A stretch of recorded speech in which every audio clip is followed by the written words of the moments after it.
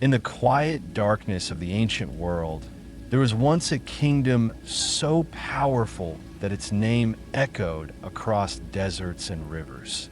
Yet it vanished so completely that only shadows of memory remain. Tonight, you will follow those shadows into the lost realm of Akkad, drifting gently through the traces of an empire forgotten by time as its silence guides you into deep, peaceful rest.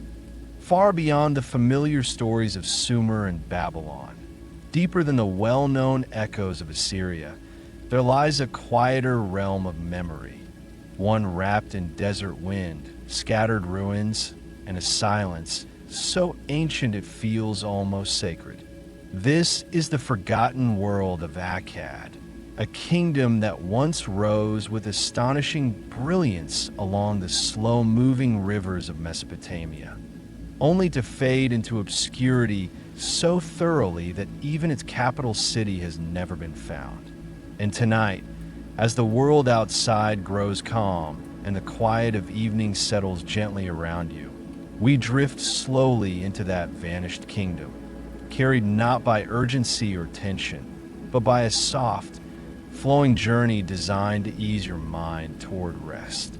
Imagine the cradle of a night sky spreading wide above the Mesopotamian plains, a deep blue horizon stretching beyond sight, touched by the faint shimmer of distant stars. The warm earth cools beneath the settling dusk, and a gentle wind moves like a soft whisper over ancient fields that once fed an entire empire. Long before maps, long before recorded borders, people walked here under the glow of oil lamps and moonlight, shaping stories that would last for thousands of years. Their footsteps, though erased by time, left an imprint on the world so profound that echoes of Akkad can still be felt in the languages we speak, the myths we share, and the rise and fall of civilizations that followed. As you breathe slowly and allow your body to sink into comfort, imagine that you are walking along a quiet riverbank at night, guided by the soft glimmer of moonlight over the water. The river flows with a patient rhythm, steady, soothing, unhurried. Nearby, the silhouettes of palm trees sway gently, their leaves rustling like distant memories. Farther across the plain, faint outlines of ziggurats rise against the sky, softened by the haze of night. They stand as ancient guardians, watching over the ruins of a people who once mastered irrigation, astronomy, and imperial organization long before many others in human history. Tonight, we will follow these quiet traces of Akkad, not to recreate what is long gone, but to rest alongside it, to drift softly into the warm, peaceful atmosphere of a civilization whose mysteries comfort us more than they challenge us.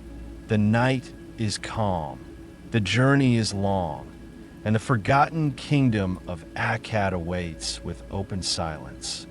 The quiet plains stretching across ancient Mesopotamia hold a serenity that feels untouched by the shifting movements of history.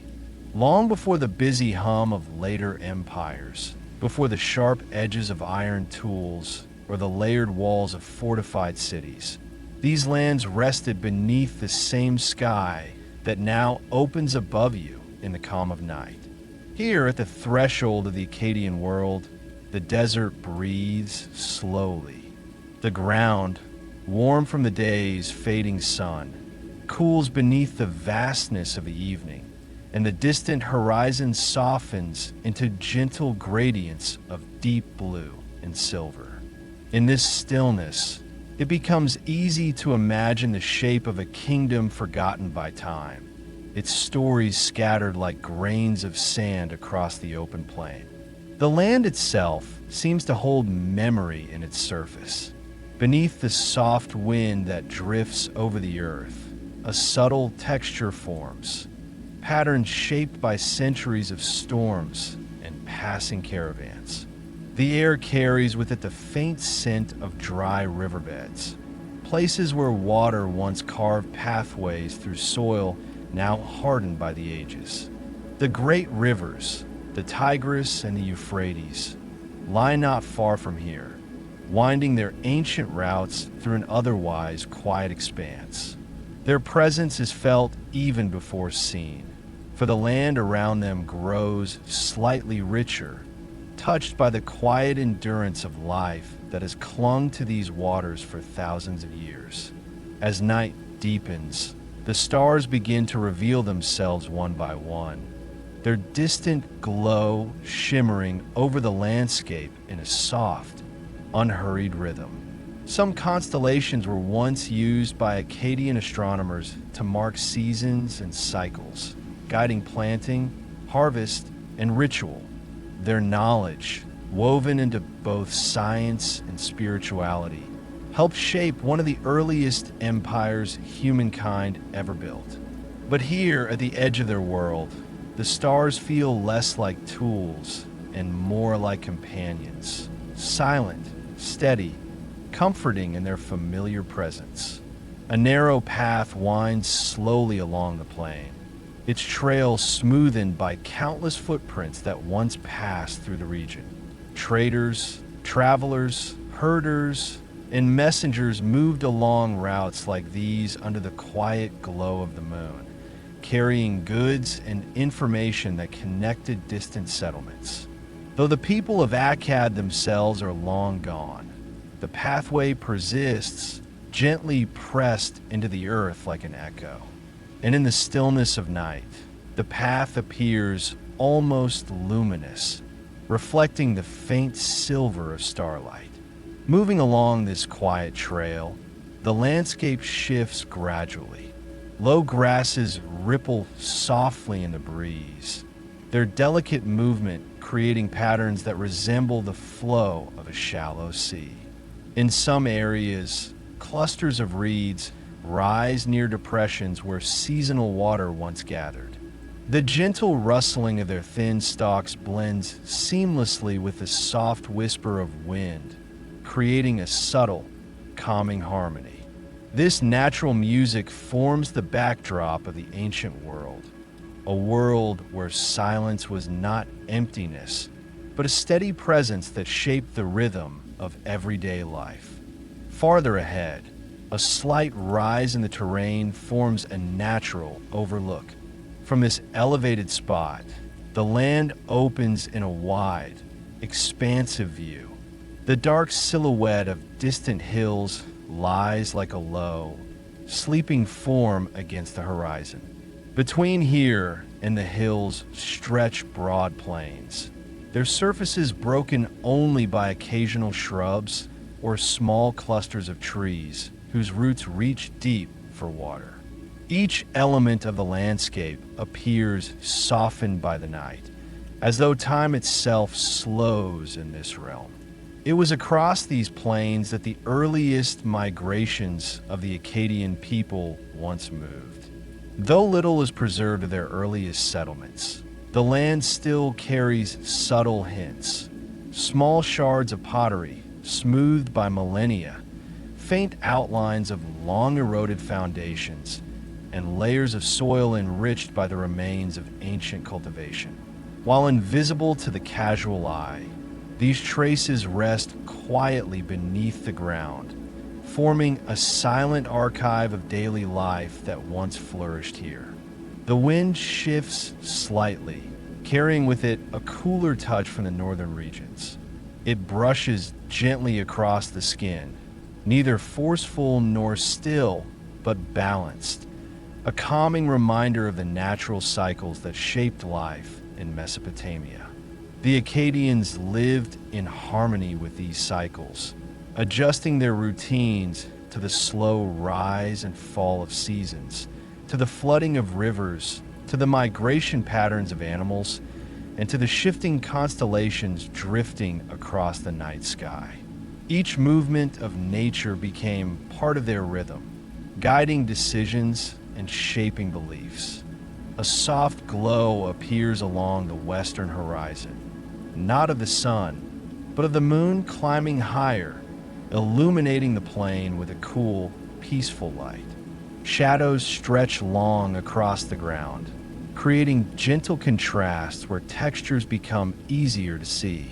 The ridge is formed by ancient irrigation channels, long dried and partially filled with sand, appear faintly under this moonlight. These channels once carried life-giving water from the rivers to fields of barley, wheat, and date palms. The agricultural skill of the Akkadians allowed them to support a growing population, turning quiet plains like these into thriving stretches of farmland. In the present moment, however, the fields lie silent. Nature has reclaimed much of what once belonged to human hands, weaving grasses and shrubs in delicate patterns over the old agricultural lines. Yet the presence of those early innovations remains, not as sharp edges or visible structures, but as soft impressions, gentle whispers of the people who cultivated the land with care and precision. Continuing along the trail, the air becomes slightly warmer again, as if the ground is releasing the last of the day's stored heat. The warmth rises in soft waves, blending with the coolness of the night to create a perfectly balanced atmosphere. This mixture, comforting and steady, helps settle the mind, easing tension and inviting a deeper sense of rest. It is easy to imagine the people of Akkad walking these same paths in the quiet of evening, accompanied by the same soft wind, the same gentle glow of moonlight, and the same vast, calming silence. The plain, though seemingly simple, contains layers of meaning shaped over centuries. The land was both a provider and a guardian, a place where communities found sustenance, where families built homes, and where generations watched the rise and fall of seasons. Long before the empire reached its height under the rule of Sargon of Akkad, these plains held the earliest signs of a people beginning to organize, to explore, to grow. Their foundations, though now invisible, formed the groundwork of one of the most influential civilizations of the ancient world. As you move deeper into this landscape, the path curves gently toward a low depression that once held standing water during the wet months. Now dry and quiet, the basin reflects moonlight in a soft, muted way, creating the illusion of a faint shimmer across its surface. The night air above it feels slightly cooler, as though the land is exhaling slowly. Even in its stillness, the basin tells a story of seasonal change, of the meeting point between land and water, of cycles that shaped the lives of those who lived here long before the desert grew dominant. Here, at the quiet center of the plain, the overwhelming sense is one of peaceful continuity. The land has changed, yet remains familiar. The sky has shifted, yet still carries the same constellations known to the Akkadians. Time has passed, yet the silence holds steady, a calmness that invites rest, reflection, and a gentle drifting of thought. The kingdom of Akkad lies still ahead, waiting to unfold through the night.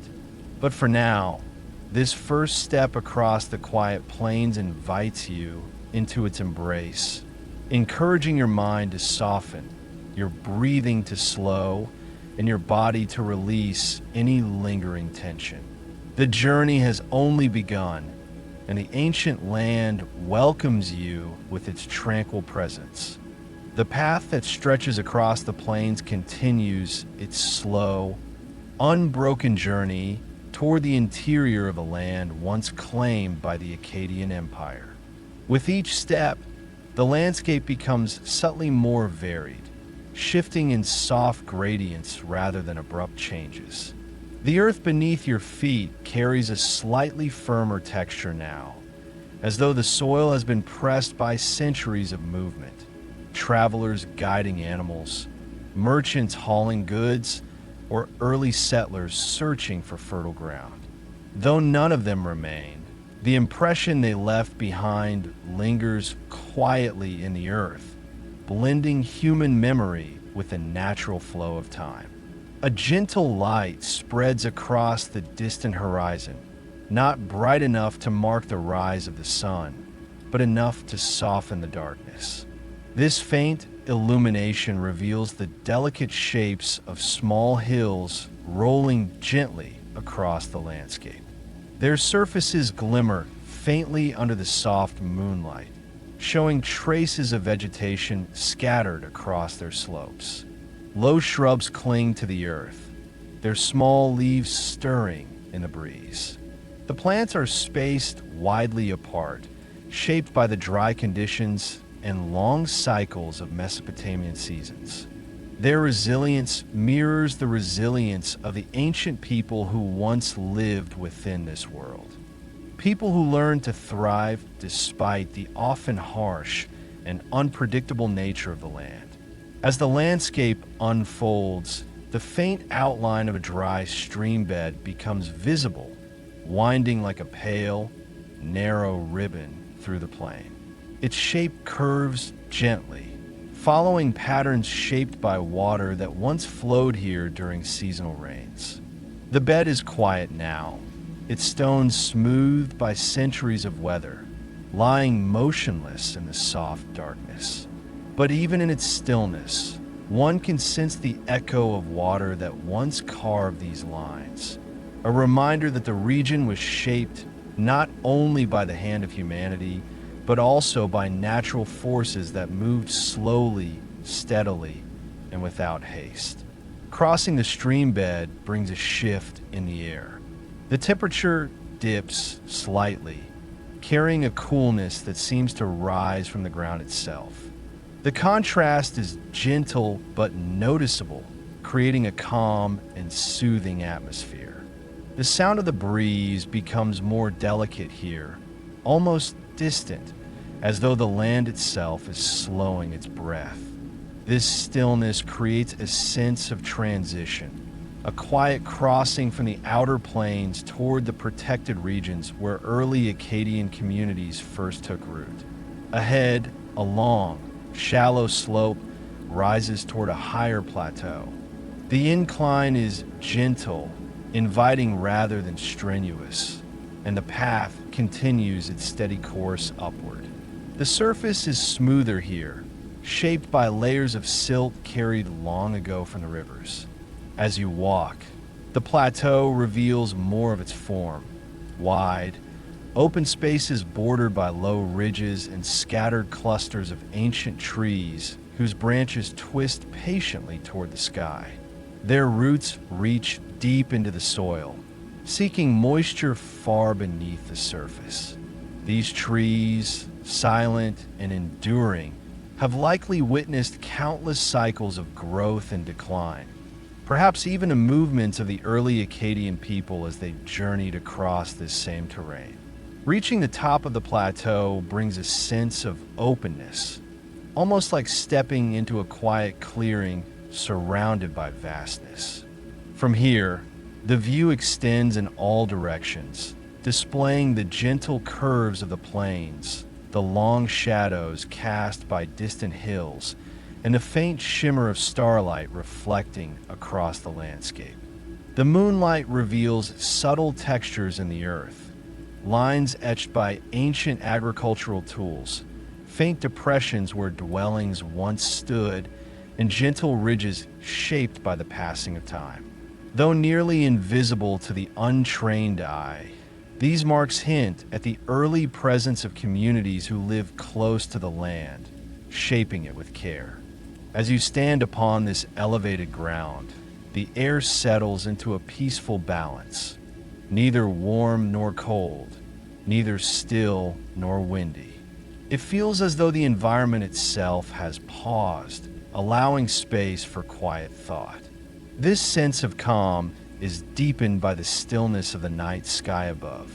The stars appear more vivid here, unobstructed by hills or trees. Their light brings a gentle glow to the plateau, creating a soothing atmosphere that wraps around you like a soft blanket.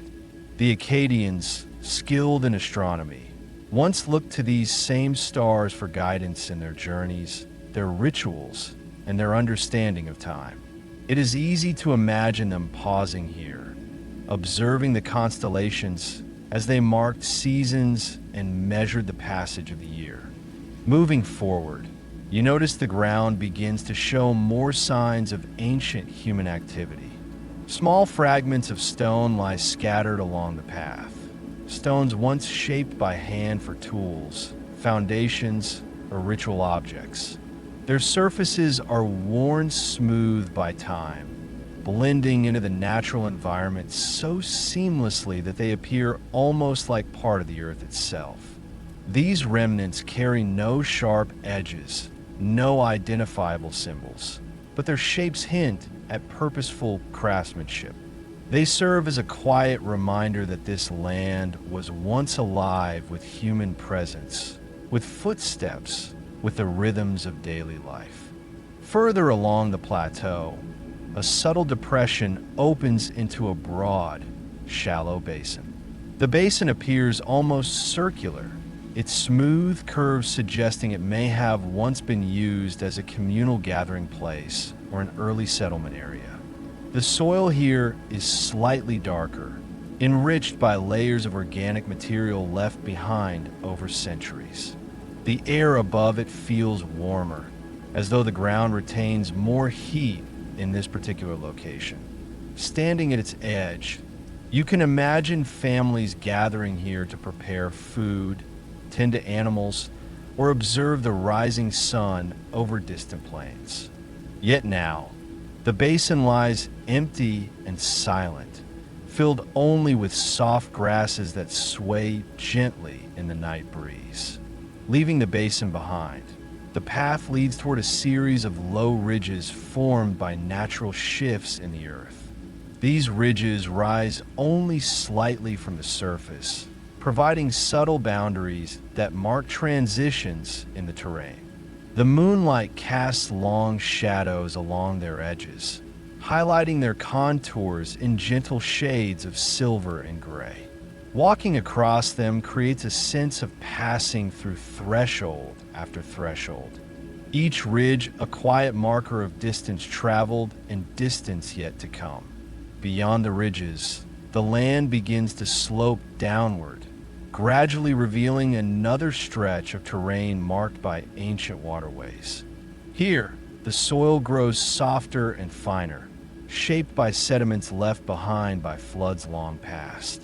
The faint curvature of irrigation channels becomes visible again, though barely outlined beneath a thin layer of sand. These lines, traces of early agricultural organization, speak to a time when the Akkadian people began shaping the land to support growing settlements. Though the empire would one day expand far beyond these fields, it is within such quiet places that its origins took root. As you continue deeper into this region, the atmosphere becomes more serene, as though the land itself grows quieter with each step. The breeze softens, barely brushing against your skin. The sky remains clear, the stars steady and bright. The gentle glow of the moon reflects off the plains, forming a soft, luminous path that guides your movement. In this peaceful environment, your mind begins to settle into a deeper sense of rest, the noise of daily life fading into the distance. Closer now to the heartland of the ancient Akkadian world, the land shows subtle hints of transition. The plains widen again, opening into a vast, open stretch where the earth appears slightly more level, as though shaped intentionally. It is here that early settlements may have once formed clusters, small communities of mud brick dwellings arranged around shared spaces. Though none of these structures survive today, the faint impressions of their foundations remain embedded beneath the surface, forming a quiet map of a life once lived. Standing at the edge of this broad plain, the sense of history begins to deepen. The Akkadians, long before becoming empire builders, lived simple lives shaped by the land, the rivers, and the slow passing of seasons. They planted crops, cared for animals, observed the stars, and moved gently through the rhythms of nature. Their world, though distant in time, feels strangely familiar in the quiet of the night.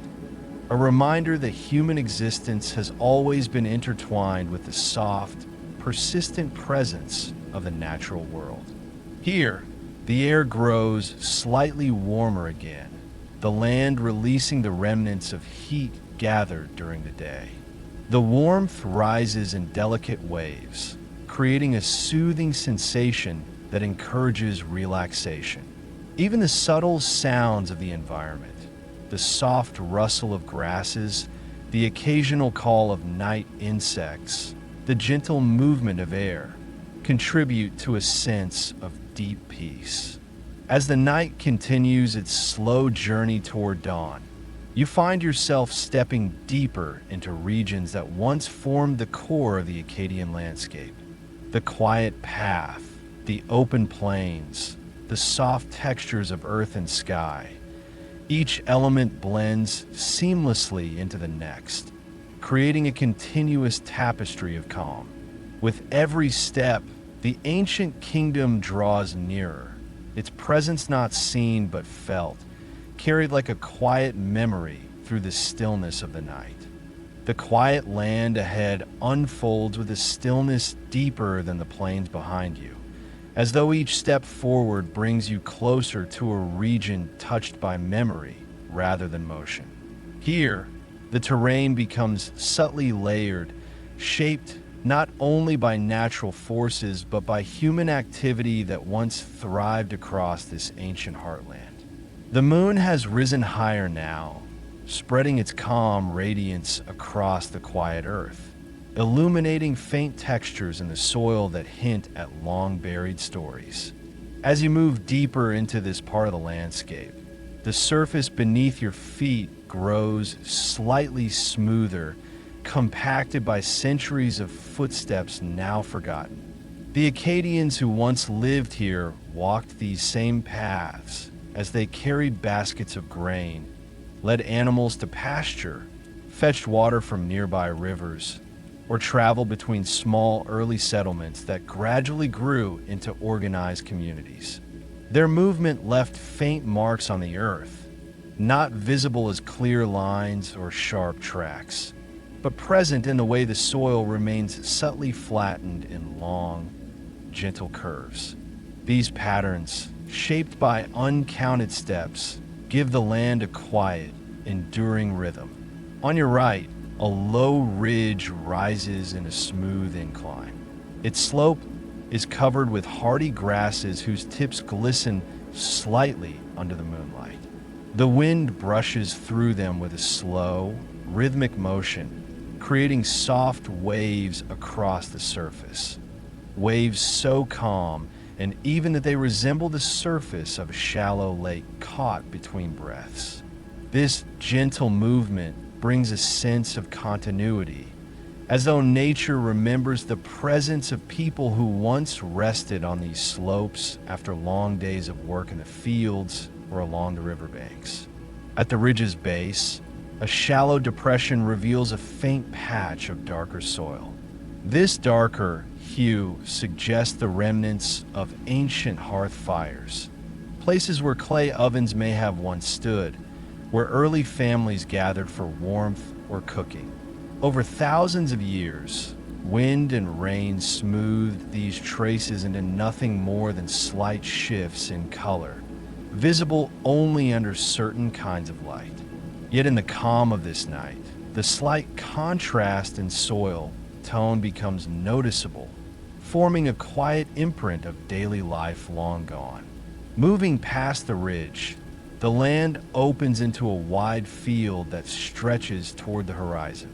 The field appears untouched, but the subtle undulations in the earth tell another story. The lines running gently across the surface are neither random nor natural. They follow a careful order, soft but deliberate, suggesting the presence of once organized agriculture. Long ago, this may have been a stretch of farmland where barley and wheat grew in the warm Mesopotamian sunlight, nourished by irrigation channels that carried river water through the plain. Although nearly erased, the faint alignment of the lines reveals the early hand of the Akkadians, whose mastery of water management would later support an empire. Walking through this ancient field brings with it a deep sense of calm. The wind moves softly, rustling through the grasses with a steady, soothing rhythm. This sound, gentle and repetitive, feels almost like a natural lullaby carried across the plain. The air carries the faint, dry scent of old soil, touched by countless seasons of sun and storm. Even without visible structures, the land itself holds the texture of a world once alive with human activity. Farther ahead, a gentle rise in the terrain reveals a cluster of small, rounded stones half embedded in the earth. Their shapes and placements are too regular to be accidental. These stones may have once formed part of low walls marking early boundaries, or perhaps the remains of small foundations built from materials later reclaimed by wind and time. Such stones often form the outlines of domestic spaces, simple dwellings, storage rooms, or workshops where early Akkadians shaped tools, prepared food, or crafted pottery. Though the structures no longer stand, their footprint lingers in these quiet stones, each one smoothed and softened by the centuries. The moonlight drifts steadily across the land, illuminating the faint patterns etched into these stones. Some bear subtle signs of shaping, soft edges, flattened surfaces, or shallow grooves that may once have secured wooden beams. These details are almost imperceptible, blending into the natural stone patterns. But under the gentle glow of the night sky, they become slightly more visible, offering a quiet glimpse into the architectural practices of a people whose physical legacy remains elusive.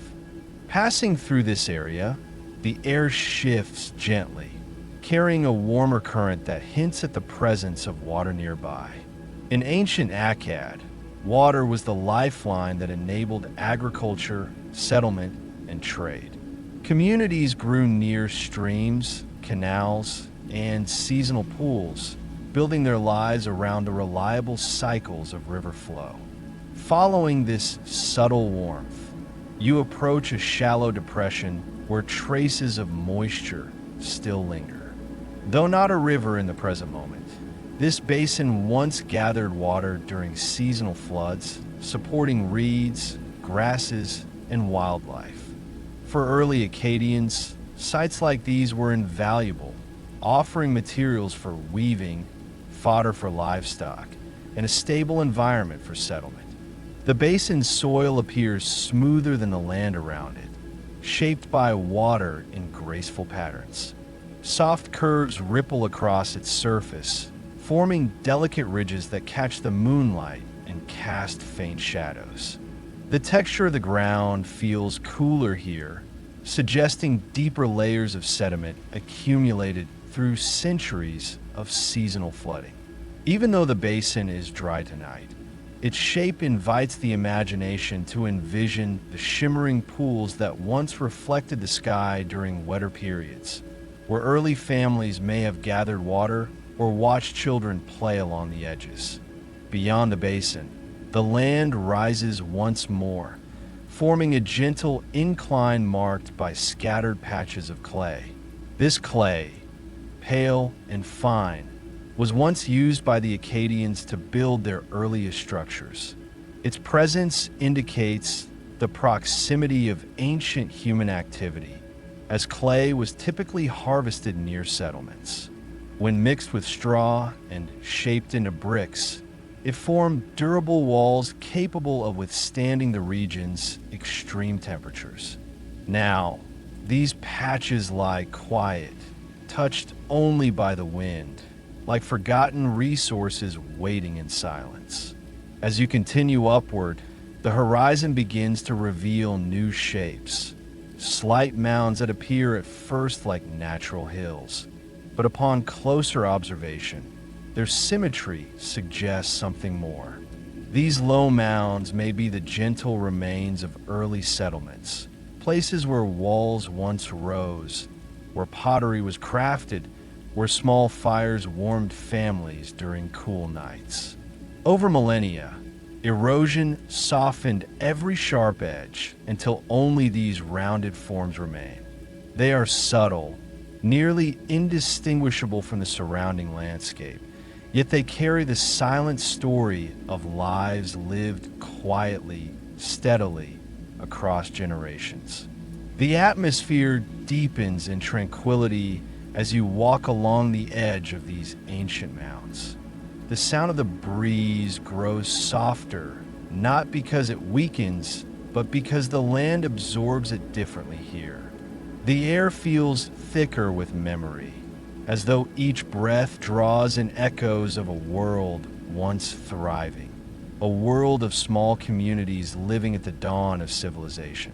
This is the land where the Akkadians first shaped their identity, long before kings or conquests, long before the empire stretched across Mesopotamia. A faint glow appears ahead, reflecting the light of the moon across a broader, smoother surface. As you move closer, the shape of an old dried canal begins to reveal itself. Its long, straight edges suggest deliberate construction, marking one of the earliest forms of irrigation that sustained Akkadian life.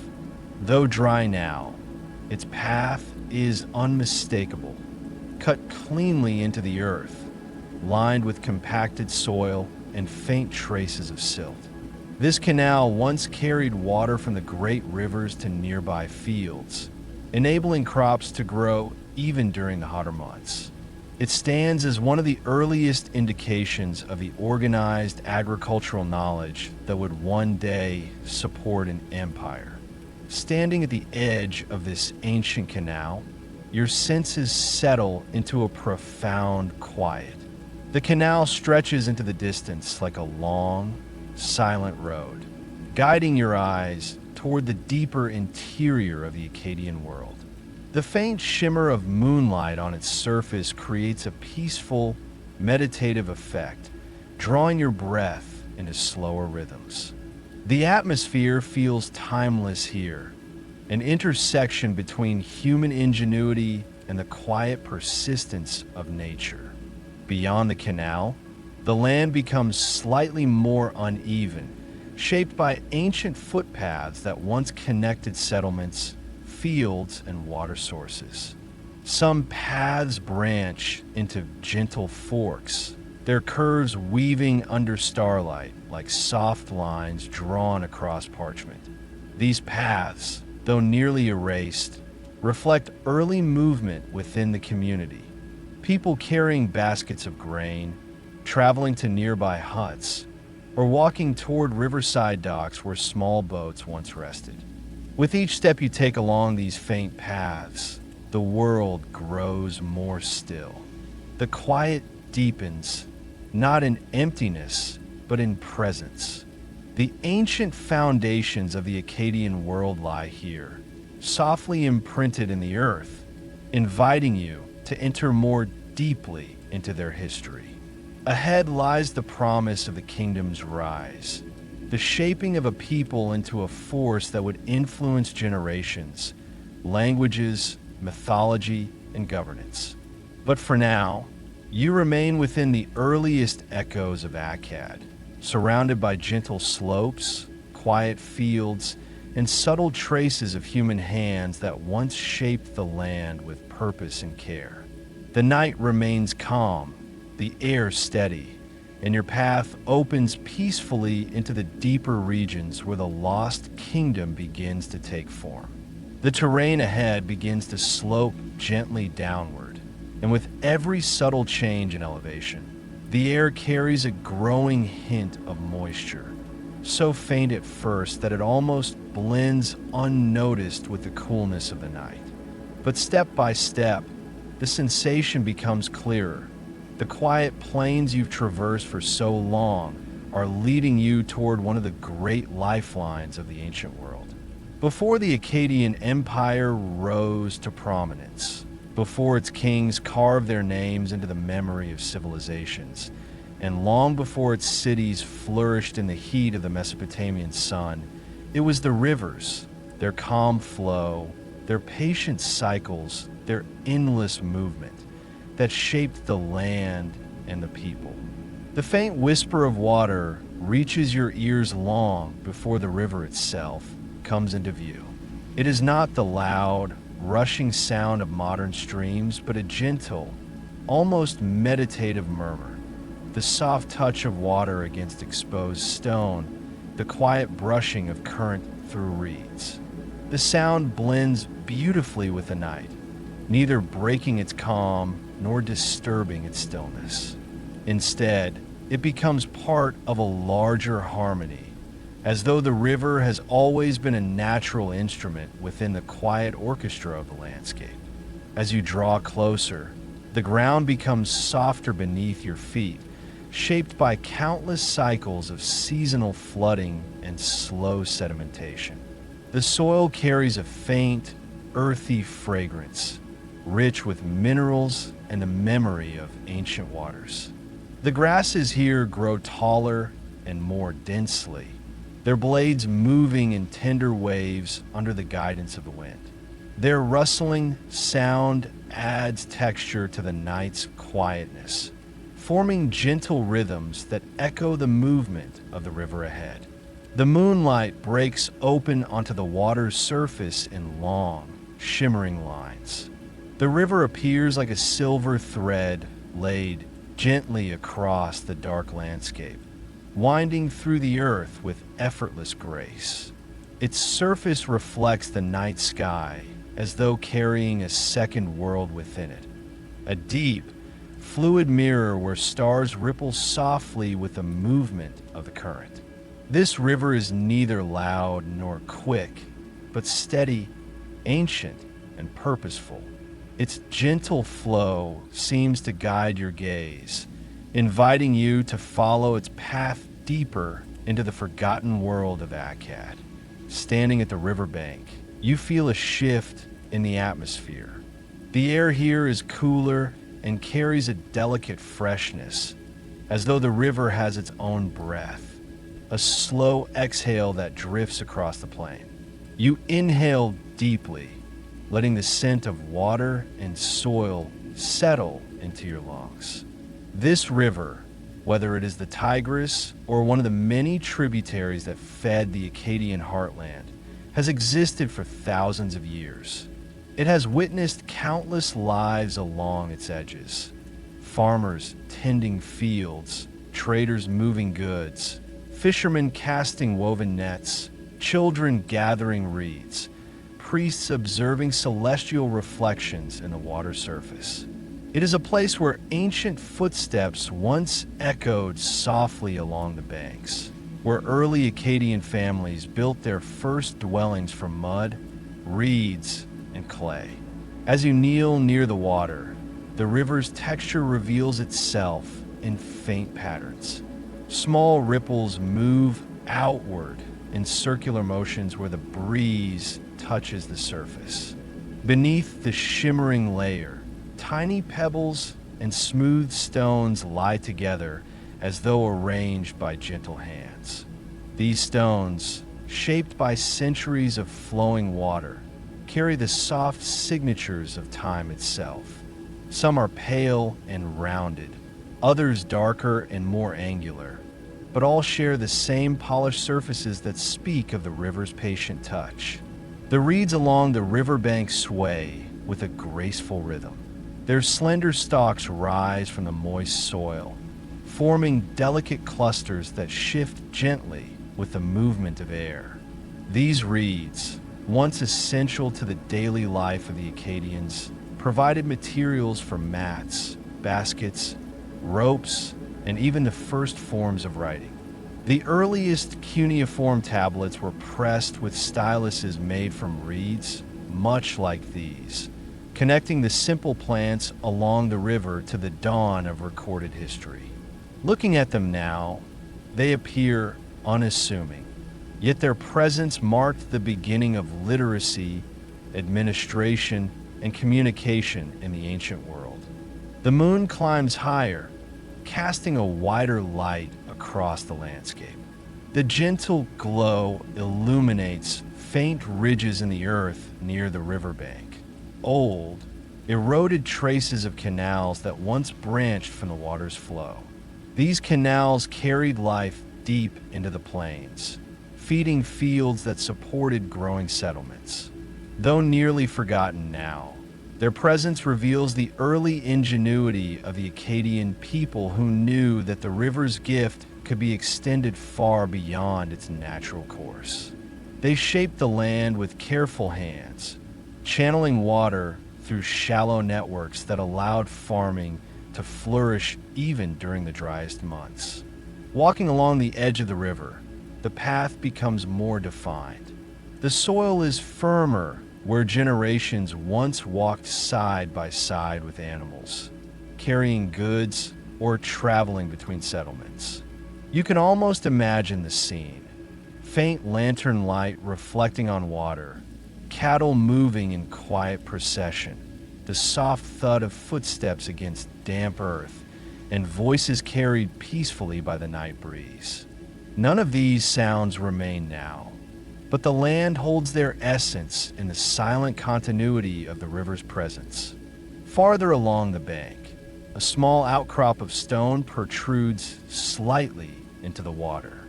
Its surface is smooth and cool to the touch, shaped by the unending brush of the river's current. This stone may once have served as a marker or vantage point, a place where early navigators stood to observe the water's movement or where travelers rested briefly before continuing their journey. Its stability offers a sense of grounding, reminding you that even in a world shaped by constant motion, there are points of quiet permanence. As you step onto the stone, the view expands. The river stretches in both directions, disappearing into soft curves framed by reeds and low grasses. The landscape around it appears peaceful and boundless, with no abrupt shifts or imposing features. It is easy to understand why early peoples were drawn to settle here, where the land offered both sustenance and calm, where the rivers provided direction, resources, and natural boundaries. Beyond the river's edge, a slight incline rises toward a region shaped by ancient activity.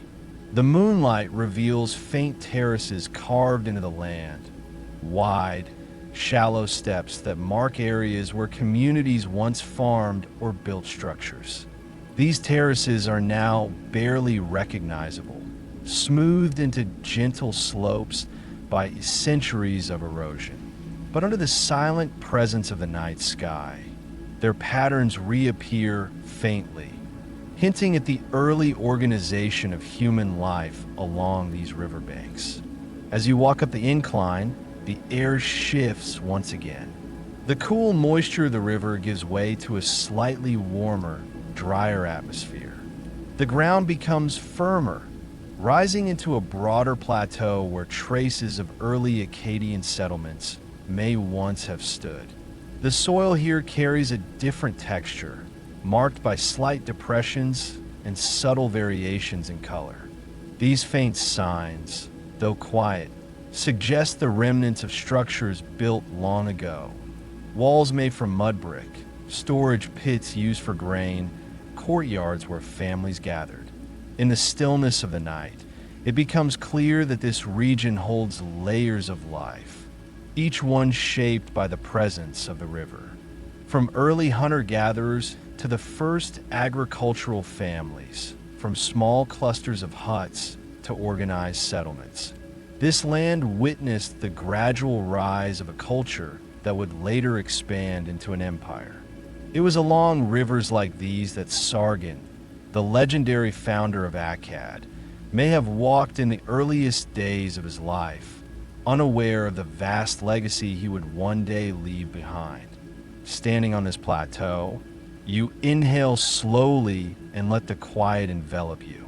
The night remains calm, the stars steady, the river murmuring softly in the distance. Each element of the landscape feels interconnected: water, earth, vegetation, sky, forming a harmonious environment that shaped a civilization now lost to time. The gentle rhythm of the river continues, guiding your senses into deeper rest, inviting you to explore the next layers of the Akkadian world at a peaceful, unhurried pace. Ahead, the path leads toward regions once shaped by thriving settlements, where the early foundations of the kingdom began to take form. But for now, the memory of the river stays with you, a calm, steady presence that nourished life and carried stories through centuries.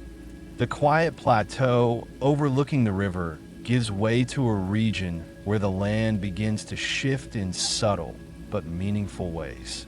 The ground becomes slightly firmer, shaped not only by natural movement, but by countless generations of early settlers who once walked across these same stretches of earth. Although centuries have softened every trace of their presence, the shape of the terrain still carries the memory of early Akkadian life. Memories folded into the land like gentle wrinkles pressed by time. As you move forward, the plateau extends into a wider, open expanse where the soil takes on a warmer hue. This change in color is faint, but noticeable under the moonlight.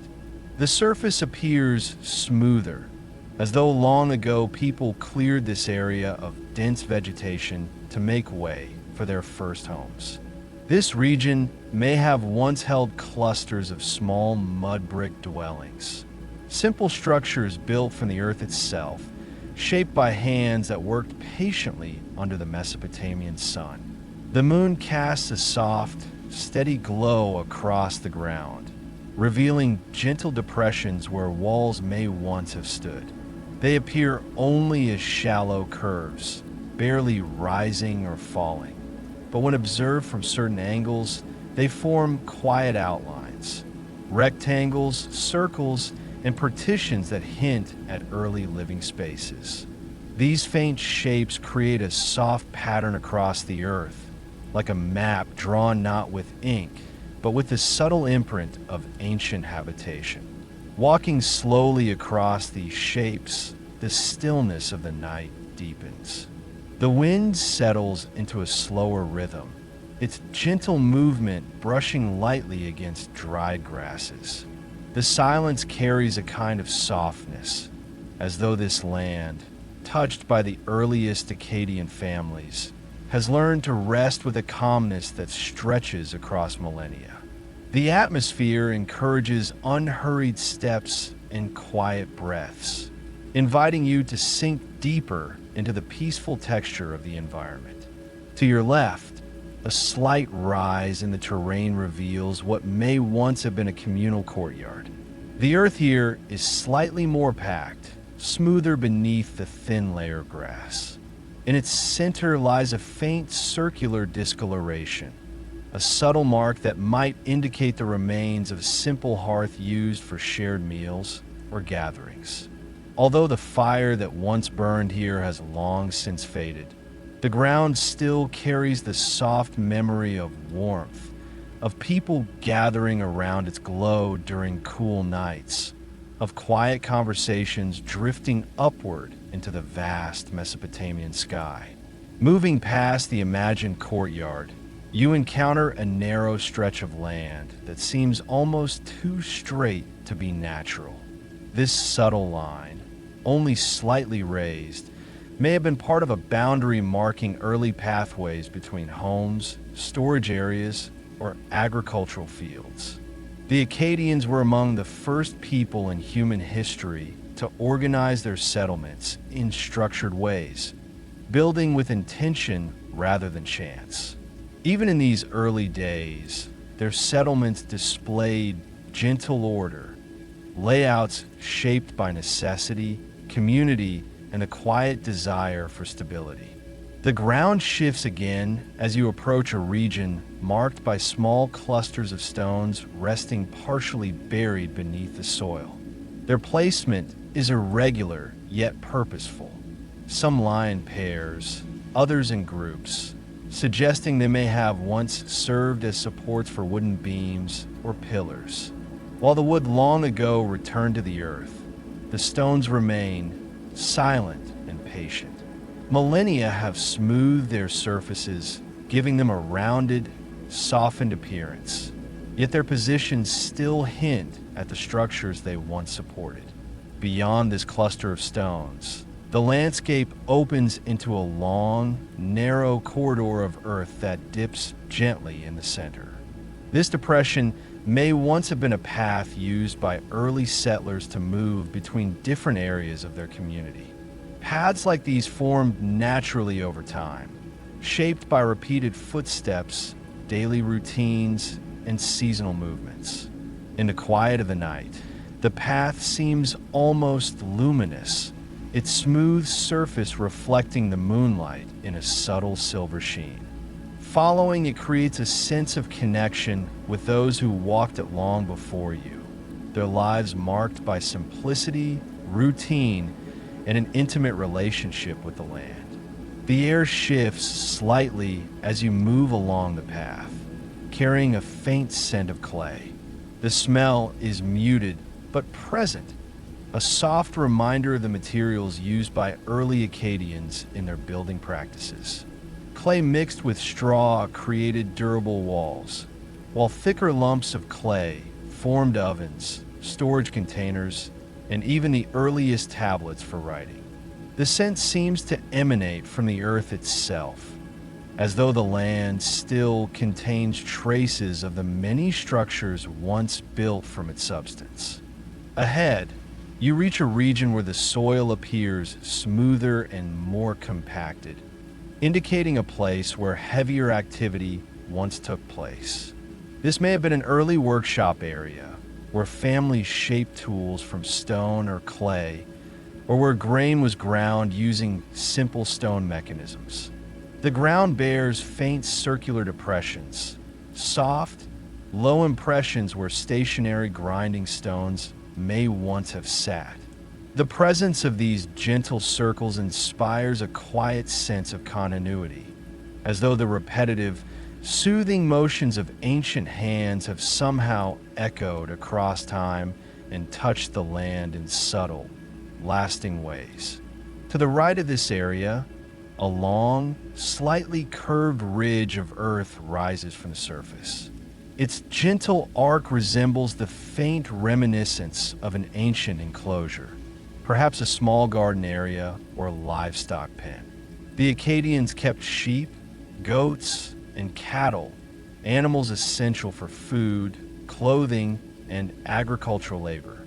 Even in the earliest settlements, these animals formed part of daily life, moving softly across the land under the watchful eyes of herders. Though the enclosure's walls have vanished, the shape remains, a soft reminder of lives centered around the rhythms of animals and the land. As you step beyond the ridge, the sound of the river grows fainter, replaced by the quiet hum of insects hidden among the grasses. Their delicate, rhythmic sounds blend naturally with the soft movements of the wind. The night sky stretches overhead, clear and expansive, with constellations glowing more vividly as the air cools. Many of these same stars were observed by early Akkadians, who learned to interpret them not for navigation alone, but as markers of time, guiding agricultural cycles and seasonal transitions. Approaching the outer edge of the settlement area, the land begins to slope downward toward broader fields that once supported crops. The faint outlines of ancient irrigation channels reappear in gentle curves across the landscape. These channels, though shallow and eroded, reflect the early engineering knowledge that allowed the Akkadians to thrive. Water drawn from nearby rivers flowed through these channels toward the fields, creating a sustainable agricultural system that supported the earliest forms of community organization. With each passing step, the quiet deepens. The night air grows cooler and more settled, carrying a gentle stillness that trickles through the environment like a soft breath. Here, in the heart of early Akkadian settlement, the silence feels purposeful, an echo of the many generations who lived simple lives, shaped by the land's offerings and limitations. The softness of the night sky and the calm of the open fields blend seamlessly, forming a peaceful atmosphere that encourages rest, reflection, and a quiet drifting of thought. Ahead lies the promise of even deeper traces of ancient civilization, places where early settlements grew into larger communities, where the seeds of the Akkadian Empire began to form. But for now, the soft outlines of these earliest dwellings, the gentle depressions of ancient paths, and the faint traces of agricultural lines create a soothing environment that encourages relaxation and invites you to continue your journey slowly, peacefully, and without haste. The land beyond the early settlement area opens into a region where the terrain begins to carry deeper signs of human presence, signs subtle enough to blend almost seamlessly with a natural environment, yet significant enough to suggest the steady evolution of early Akkadian life. The moonlight, now fully settled into its ascent across the sky, casts a soft, diffuse glow that reveals gentle contours in the earth. Contours shaped not only by wind and water, but by hands that once molded the land into a place suitable for living, farming, and gathering. As you continue forward, the atmosphere becomes even more serene, as though the night itself grows more receptive to the quiet rhythm of your footsteps. Ahead stretches a long, slightly elevated path bordered on either side by faint depressions in the soil. These depressions follow a parallel alignment, suggesting the presence of ancient boundary markers or perhaps early walkways used by families moving between different parts of their community. The ground beneath your feet grows firmer, shaped by countless generations of movement. Each step feels steady, supported by layers of compacted earth that still hold the weight of memories long forgotten by time. On your left, the land dips into a shallow valley where the soil appears darker and slightly richer. This region may have once been part of an agricultural field, nourished by seasonal floods or diverted river water carried through channels that have now eroded into faint, lingering curves. Under the moonlight, the valley shimmers with a soft silver sheen, its surface touched by the gentle movement of the breeze. The grasses here grow taller and closer together, their slender blades swaying in unison with a slow, rhythmic motion that creates a calming, wave-like pattern across the valley floor. Near the valley's edge, scattered clusters of stones lie partially embedded in the earth. Their placement hints at early tools, grinding sites, or perhaps the remains of simple storage structures. Some of the stones bear faint marks, smooth, rounded surfaces, or shallow grooves that reveal signs of deliberate shaping. These marks, softened by centuries, suggest that early Akkadian families once gathered here to process grain, prepare food, or store agricultural surplus. Though the purpose of each stone is lost to time, their presence speaks quietly of a community beginning to organize itself around the predictable cycles of planting and harvest. As you walk farther along the path, the sound of the wind blends with a faint whispering that rises from the valley below. This whispering is the sound of grasses brushing gently against one another, their movements forming a natural harmony that fills the air with a soothing, almost meditative quality. The rhythm is soft and steady, creating a peaceful atmosphere that deepens your sense of calm. With each breath you take, the quiet texture of the land seems to settle more deeply into your senses, encouraging your thoughts to slow and drift gently with the night. Ahead, the terrain rises into a broad, open plateau marked by low ridges that appear in long, graceful arcs across the surface. These ridges may be the faint outlines of ancient terraces, soft gradients shaped by early attempts to manage water flow or create level ground for planting. Though eroded almost completely, the gentle pattern remains visible under certain angles of moonlight, forming a quiet testament to the ingenuity of early settlers who learned to adapt their land to the challenges of their environment. On the plateau, the soil carries a lighter color, suggesting the presence of clay deposits.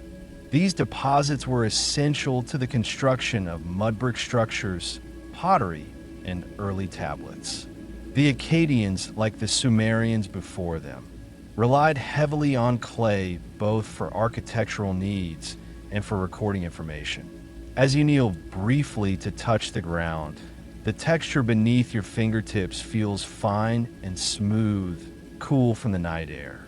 The presence of such clay hints at a region once busy with activity. Craftsmen shaping bricks, potters forming vessels, scribes pressing symbols into freshly molded tablets. A faint, winding line runs across the plateau, barely noticeable at first, but its continuity and gentle alignment reveal it to be more than a natural feature. This line may have once been a narrow channel designed to carry water between different parts of the settlement. The Akkadians, even in their earliest stages, understood the importance of carefully directing water flow. Though the channel is dry now, its shape remains imprinted in the earth, winding like a delicate scar across the plateau. As you follow the channel, the landscape shifts once again. The ground becomes slightly more uneven, marked by soft swells and dips that stretch toward the horizon. These undulations may represent the foundations of larger structures, perhaps communal buildings, early gathering spaces, or small temples dedicated to the gods who once presided over the Akkadian world. The structures themselves have long since disappeared, but faint impressions linger in the soil, forming a quiet outline of spaces where people may have once stood in prayer, held rituals, or gathered around simple altars. The air grows still for a moment, as though the night pauses to take a soft breath. A subtle calmness settles over the landscape, encouraging your senses to relax even more deeply. The sky above remains clear and wide, the stars shining with a steady brilliance. These same stars once guided the Akkadians in understanding the cycles of seasons, shaping their agricultural practices and their sense of time. Tonight, their presence feels steady and reassuring, a celestial reminder of the vast continuity between past and present. Beyond the plateau, the land descends toward another open area where the soil carries the faintest traces of hardened clay floors. These surfaces, though nearly indistinguishable from the natural terrain, hint at early dwellings arranged in delicate clusters. The faint outlines of their boundaries appear as extremely subtle changes in elevation, soft to the eye yet significant enough to suggest a once thriving settlement. You can imagine the daily flow of movement here. families carrying water, children gathering reeds, artisans crafting tools, and farmers preparing for planting. A low, elongated ridge rises near the edge of this area, shaped by layers of accumulated soil and compacted earth. The ridge follows a smooth curve, suggesting the possibility of an ancient protective barrier or wall that once encircled the community. Though the wall has vanished entirely, its presence remains embedded in the terrain, forming a soft border that wraps the space like a gentle embrace. Such boundaries provided security and organization, marking the transition between the quiet, open plains and the more structured interior of the settlement. As you step across this threshold, the atmosphere shifts again. The air becomes slightly warmer, carrying a delicate scent of dried earth and faint traces of old vegetation. The ground beneath your feet retains a deeper warmth here, perhaps from centuries of human activity that shaped the soil's composition. The quietness of the night deepens, creating a sense of sanctuary within this space. Walking farther, you encounter a small grove of old, twisted shrubs growing in a loose formation around a central clearing. Though sparse, their branches stretch outward like gentle arms, swaying slowly under the influence of the wind. Such shrubs often grow in places where water once gathered or where ancient wells stood. Their presence suggests that this clearing may have been an important communal site, perhaps a meeting point or a location where early settlers gathered to distribute water or store essential goods. At the far end of this clearing, the land gently slopes upward once more, leading toward a region where the earth grows firmer and more compacted. This shift in texture reveals a place where the earliest streets or walkways of an emerging Akkadian community may have formed. Though invisible now, their presence lingers in the straightness of the contours, in the smoother soil, and in the subtle organization of the land.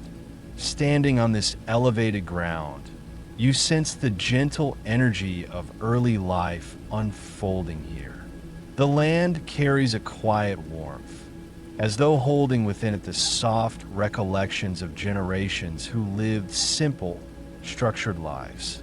The night remains peaceful, the stars steady, and the distant whisper of the river drifts softly on the breeze. Ahead lies the deeper world of Akkad, the early rise of its identity, the first emergence of its culture, and the gradual shaping of a civilization that would one day influence all of Mesopotamia. But for now, this quiet transition from scattered settlements to organized communities invites you to rest in the calm presence of the ancient land, allowing your thoughts to drift gently with the night.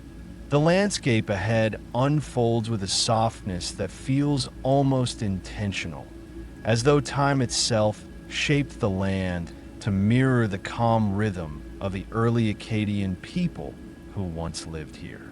Each step forward carries you deeper into the transitional zone between scattered settlements and developing communities, an area where the quiet patterns of daily life began to take on greater structure, where the earliest forms of collective identity slowly emerge from the land's vast and silent expanse.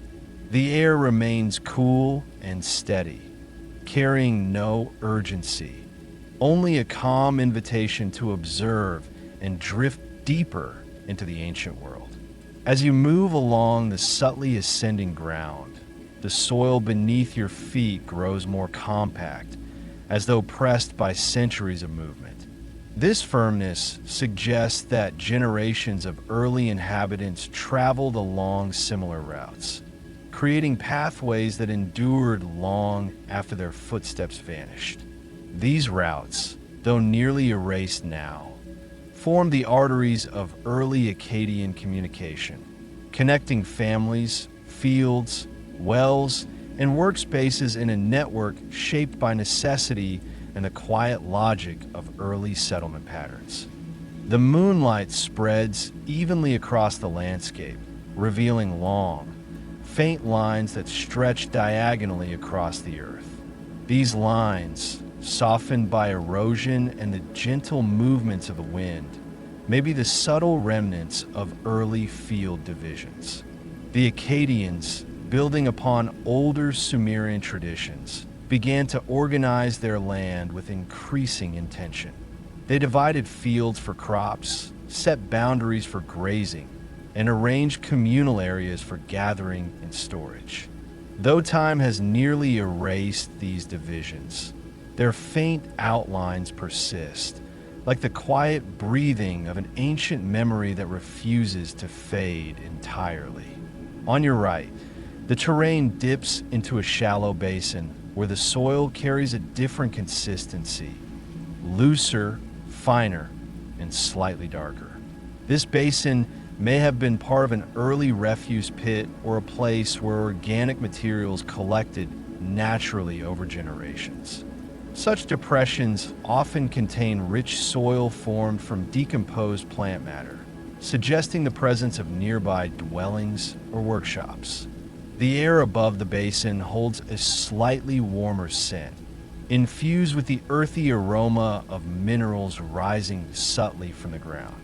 Even in silence, the land seems to speak of the countless cycles of life that passed through it. As you move beyond this basin, the atmosphere becomes more serene. The breeze settles into an even quieter rhythm, brushing lightly through tall grasses that sway in gentle arcs. Their motion creates a soft, rustling sound that blends harmoniously with the faint whisper of insects hidden among the blades. The combined sounds form a calming, almost hypnotic cadence, one that encourages the mind to soften, to loosen its grip on the present, and to settle gently into the slow, unhurried pace of the ancient world around you. Ahead, the land begins to show more deliberate forms, arrangements shaped by early construction efforts. Faint horizontal lines rise and fall across the soil, marking the foundations of what may once have been simple rectangular structures. These outlines are subtle, softened by time, yet their alignment suggests intentional planning. The early Akkadians built their homes from mud brick, stacking layers of clay and straw to create walls thick enough to withstand the region's temperature extremes. Though none of these walls stand today, their impressions remain embedded in the earth, forming a quiet blueprint of early life. Within one of these outlines, the ground dips slightly at its center, forming a shallow hollow that may have served as a storage pit. Such pits were used to hold grains, seeds, or important goods protected from heat and pests. Their presence suggests that the early Akkadians valued organization and preparation, storing resources to sustain their families through the challenges of changing seasons. The quiet presence of these depressions evokes the rhythm of a community beginning to understand the importance of planning, an essential step toward developing a shared cultural identity. As the path curves gently to the left, you encounter a region where the land's surface becomes more textured. Ripples in the earth, arranged in soft, parallel lines, indicate a place where early plows once shaped the soil.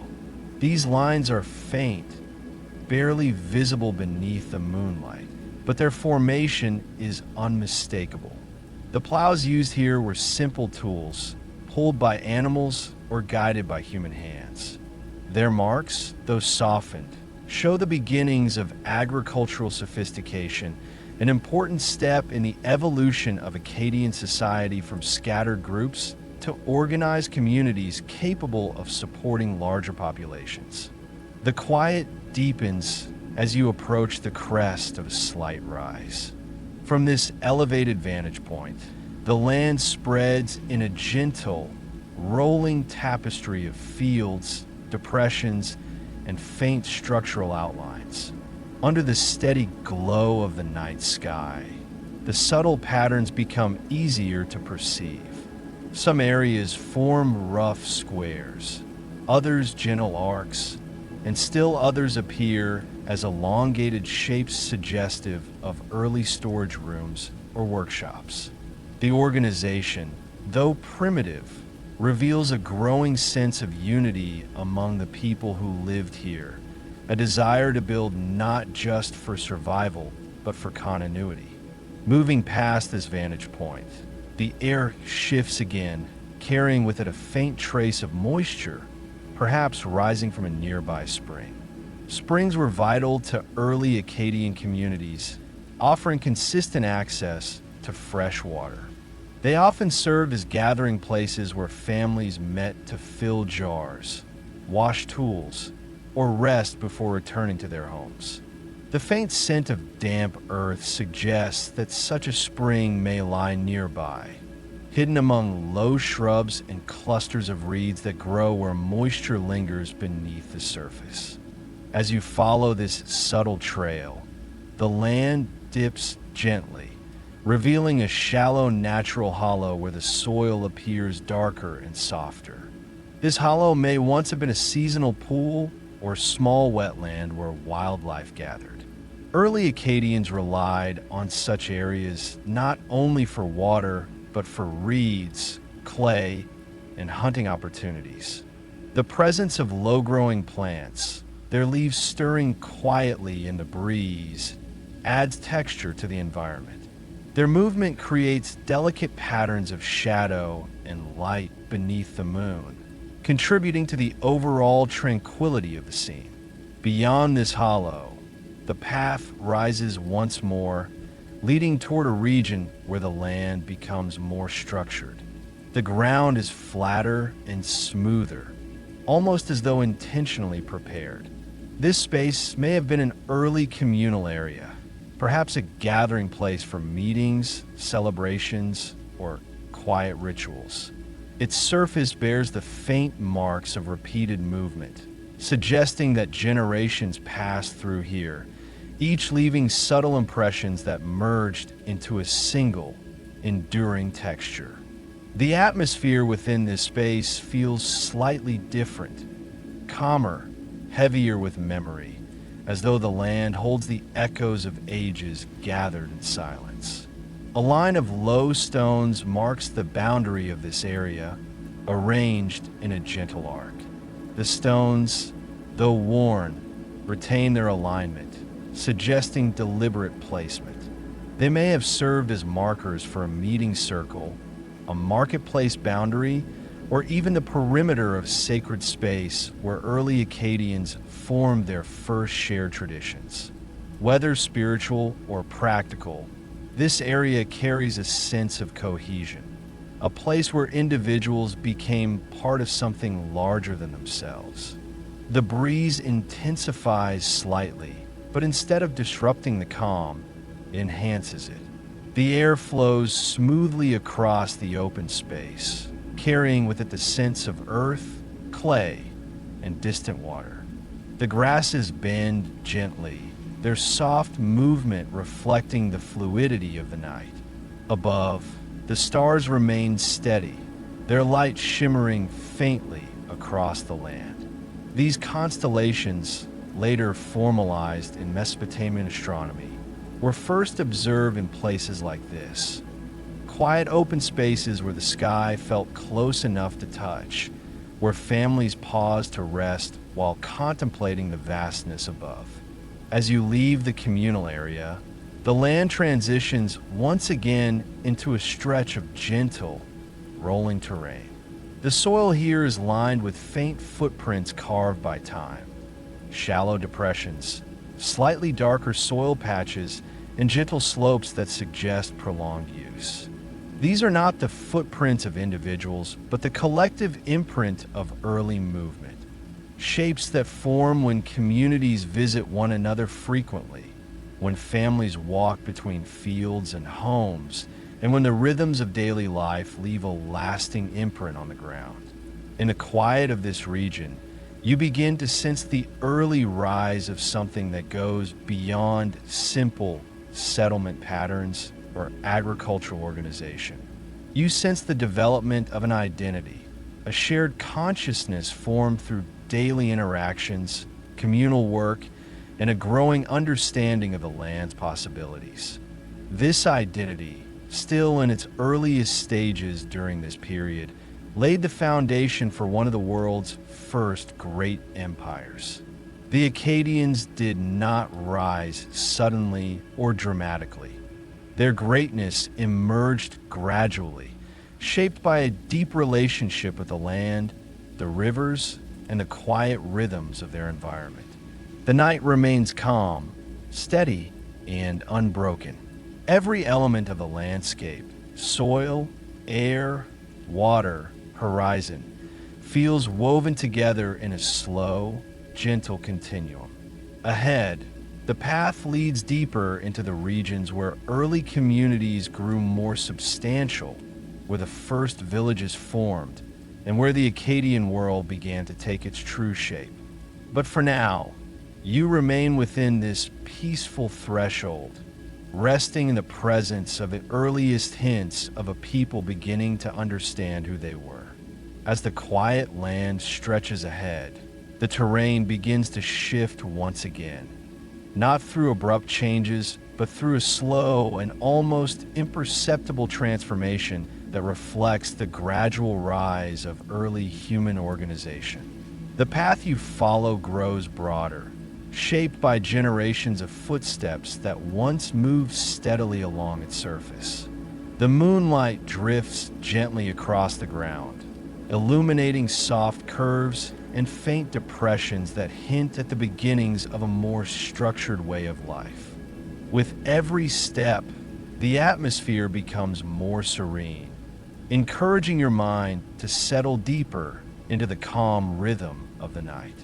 The soil beneath your feet carries a different texture now, firmer, smoother, and more compacted, as though shaped by repeated movement across many years. This subtle consistency suggests that the land ahead once supported a larger population, people who walked the same routes day after day, forming a quiet imprint that still lingers in the earth. These early Akkadian families moved with a steady purpose, tending to fields, gathering water, guiding animals, and shaping the beginnings of village life in a world where order slowly emerged from the vast openness of the plains. To your left, the terrain rises into a long, gentle slope, its surface marked by faint horizontal lines that form a pattern invisible during the day, but noticeable under moonlight. These lines may have once been ancient terraces carved into the land to manage water flow or create flat areas for early construction. Over time, erosion softened their edges, but the quiet memory of their structure remains visible in the gentle gradient of the slope. The terraces, though nearly erased, speak of early attempts to control the environment, to tame the land in small, careful ways that supported the growth of a community. As you move forward, the land opens into a broader region where the soil carries a lighter tone, suggesting areas once cleared of vegetation for dwellings or courtyards. The faint outlines of simple structures become visible as soft depressions in the earth, rectangular shapes that hint at the arrangement of early homes. The Akkadians built their first dwellings from sun-dried mud brick, forming modest rooms with smooth, rounded corners. Though the walls have long since crumbled, the foundations remain quietly imprinted in the land, forming the ghost-like silhouettes of early architecture. Walking among these outlines, the silence deepens. The night air grows calmer, its movements softer and more deliberate. The grasses sway gently, brushing against one another in long, slow motions that create a tranquil rustling sound. This sound blends seamlessly with the faint hum of insects hidden beneath the vegetation. Together, they form a delicate harmony that further quiets your senses, inviting you to sink into a peaceful stillness. On your right, a low ridge rises in a smooth curve. Its shape suggests that it may have once bordered a pathway or marked the edge of a communal space. The ridge's surface is slightly raised and smoother than the land around it, indicating prolonged use. Walkways like these formed naturally as people moved between their homes, fields, and communal areas. Over time, the earth compacted beneath their feet, creating subtle contours still present thousands of years later. At the ridge's base lies a shallow depression filled with finer, softer soil. This area may have served as a gathering space, a small courtyard where early Akkadian families met to share meals, exchange goods, or rest together after long days of work. The smoothness of the soil suggests prolonged activity, shaped by repeated foot traffic, resting bodies, and the steady movement of daily life. Standing here, it is easy to imagine the quiet routines that unfolded within this space, each moment contributing to the gradual growth of a community. As the path continues, the faint outline of a larger structure emerges on the left side of the terrain. Its shape is more pronounced than the smaller dwellings, forming a longer, wider rectangle that suggests a communal hall or early administrative building. Such structures, though simple, played an important role in village life, providing space for storage, shared gatherings, or small-scale ritual activities. The impression of this building reveals the beginnings of organized community behavior, an early sign of social cohesion among the Akkadian people. The night remains peaceful, and the moonlight enhances the texture of the landscape.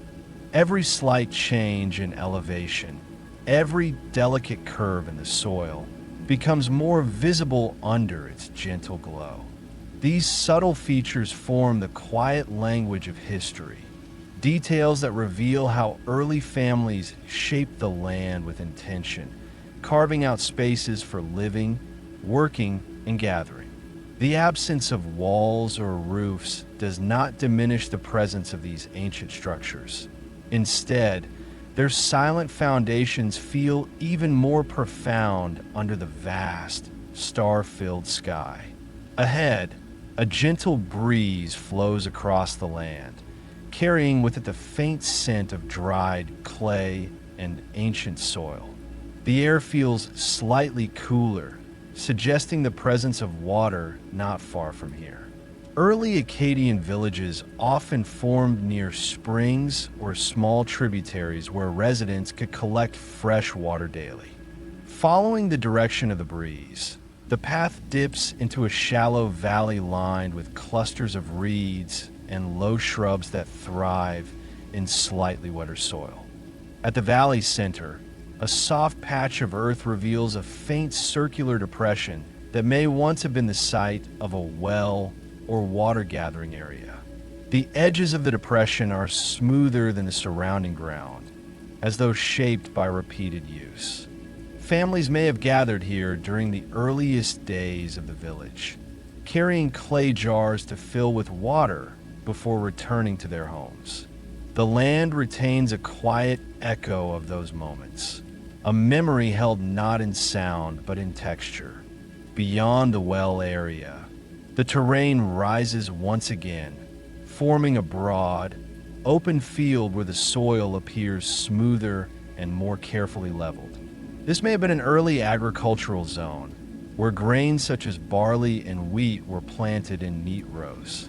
The faint lines running across the surface remain just visible under moonlight, forming long, soft curves that reflect the careful hand of early farmers.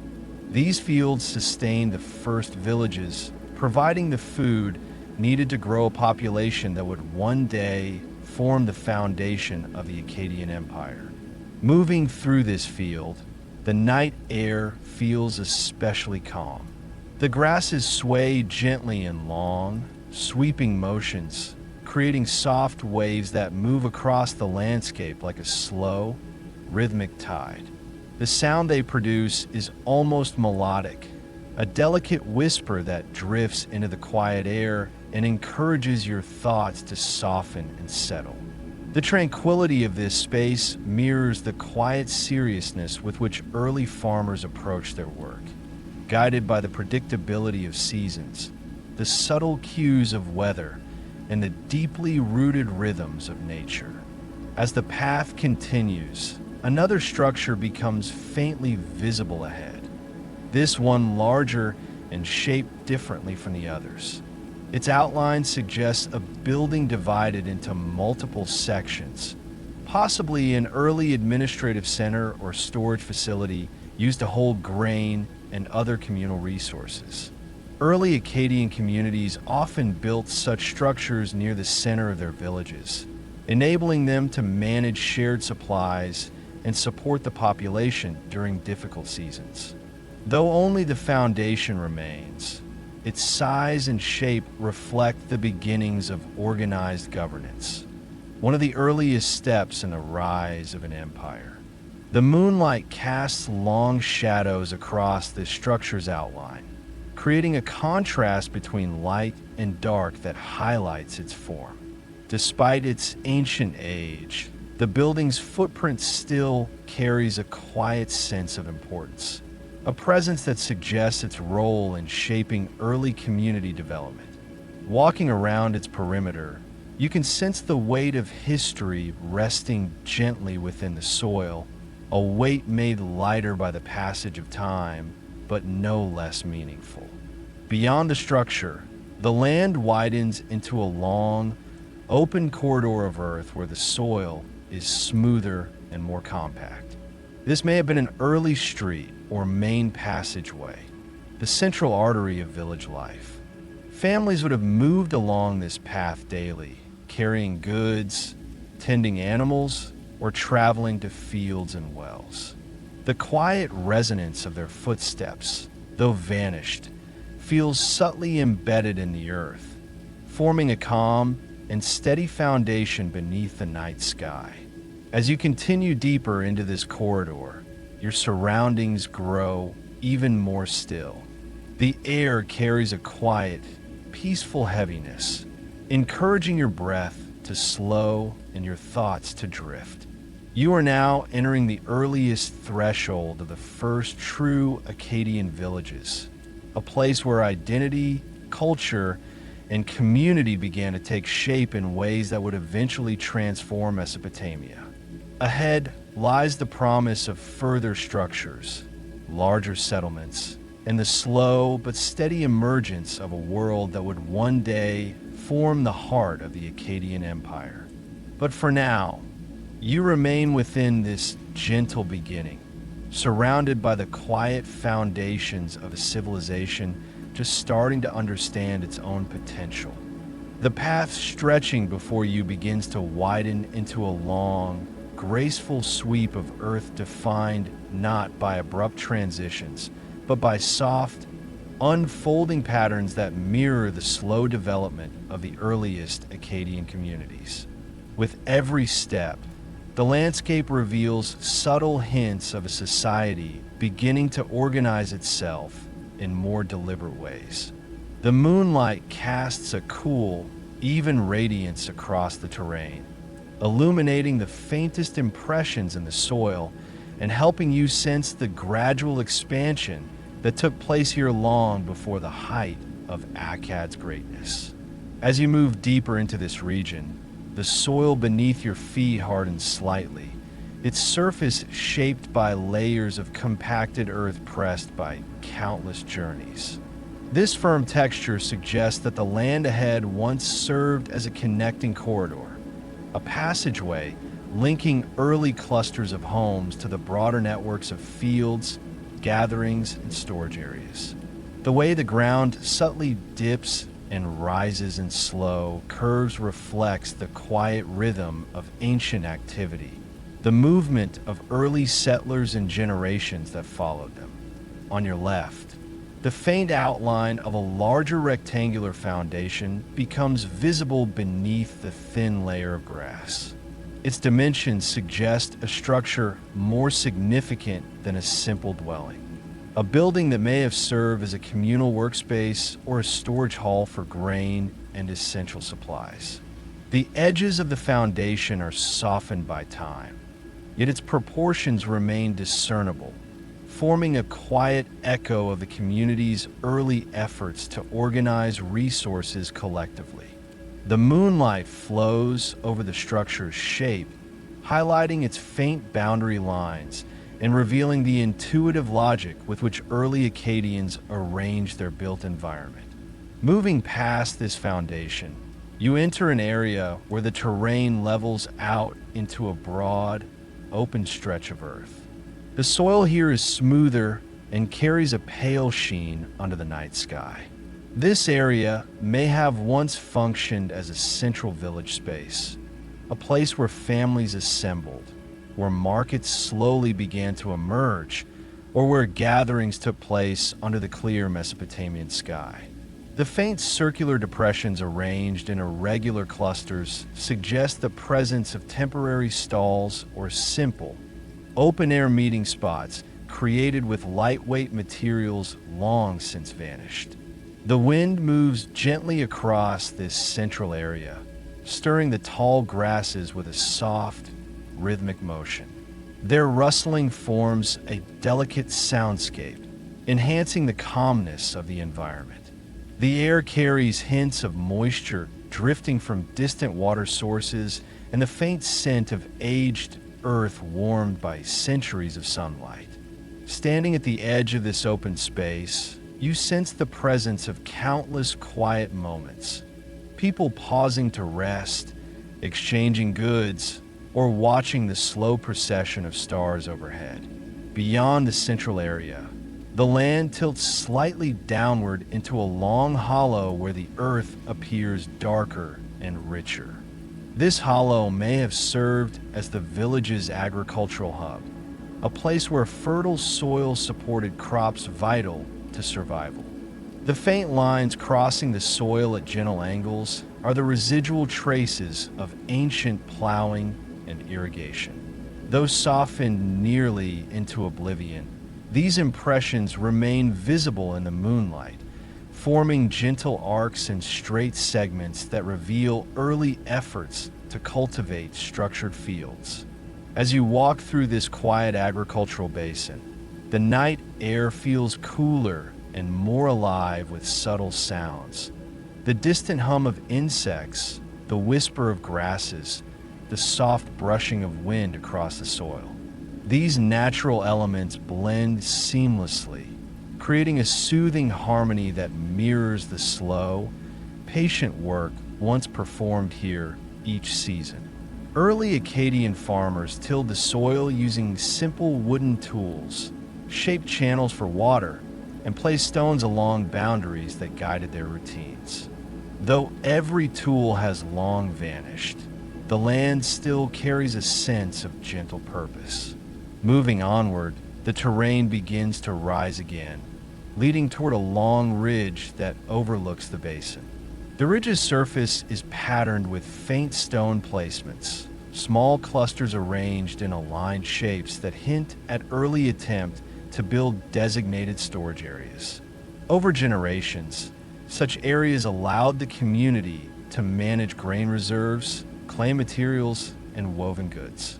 Even in their erosion, the stones reflect a growing sophistication in the daily lives of the inhabitants. At the highest point of the ridge, the view expands into a panorama of rolling fields, empty foundations, and soft depressions bathed in moonlight. The landscape appears more organized than in earlier regions, revealing the quiet progression from scattered settlements to structured villages.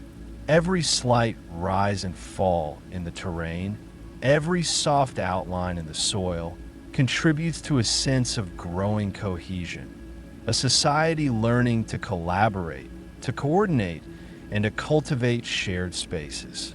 Descending the far side of the ridge, you enter another region where the land shows evidence of deeper communal planning. The soil is lighter in tone, and faint divisions curve gently across the ground, forming subtle boundaries that may have marked property lines or early zoning of village functions. These boundaries are so soft that they almost disappear beneath the grass, yet their consistent alignment indicates intentional design. The early Akkadians sought balance between communal living and individual needs, allowing families to maintain personal space while contributing to the collective. Near the center of this area, a long depression in the earth reveals the remnants of an ancient road, its surface smoother and slightly lower than the surrounding ground. This road formed part of the early Akkadian infrastructure, connecting villages to one another and to the distant rivers where trade routes would later flourish. The road's path curves gracefully through the landscape, following the natural contours rather than cutting against them. It remains a quiet testament to the intuitive, nature-guided engineering practices of early societies. As you follow the road, the environment grows steadily quieter. The wind softens, the grasses sway more gently, and the distant sounds of insects become subtle. This decrease in ambient noise feels like a transition, a movement from the outer areas of community life to a more inward and reflective part of the ancient settlement. The atmosphere grows warmer and more still, suggesting the presence of structures that may have once sheltered early families, animals, and precious supplies. To your right, the ground bears faint marks of rectangular enclosures, their outlines forming soft shapes that indicate early housing clusters. These clusters were arranged carefully around central communal spaces, forming the prototype of urban planning that Akkad would later refine. The shadows falling across these ancient foundations give them a sense of depth, as though inviting your imagination to fill the space with simple rooms, woven mats, clay jars, and the quiet heartbeat of early daily life. A narrow path branches away from the main road, leading deeper into a region where the terrain appears smoother, as though repeatedly used. This may have been an area dedicated to early artisans, those who shaped clay into pottery, carved tools from stone, or wove reeds into baskets. The faint scattering of small stones and hardened clay fragments supports this idea, creating a quiet mosaic on the ground that catches the moonlight in delicate glints. Continuing along this artisan path, you feel the atmosphere shift again, growing softer, warmer, and more intimate. It is as though the land itself remembers the gentle rhythm of hands shaping materials, the careful movements of early craftsmen who worked slowly and attentively under the evening sky.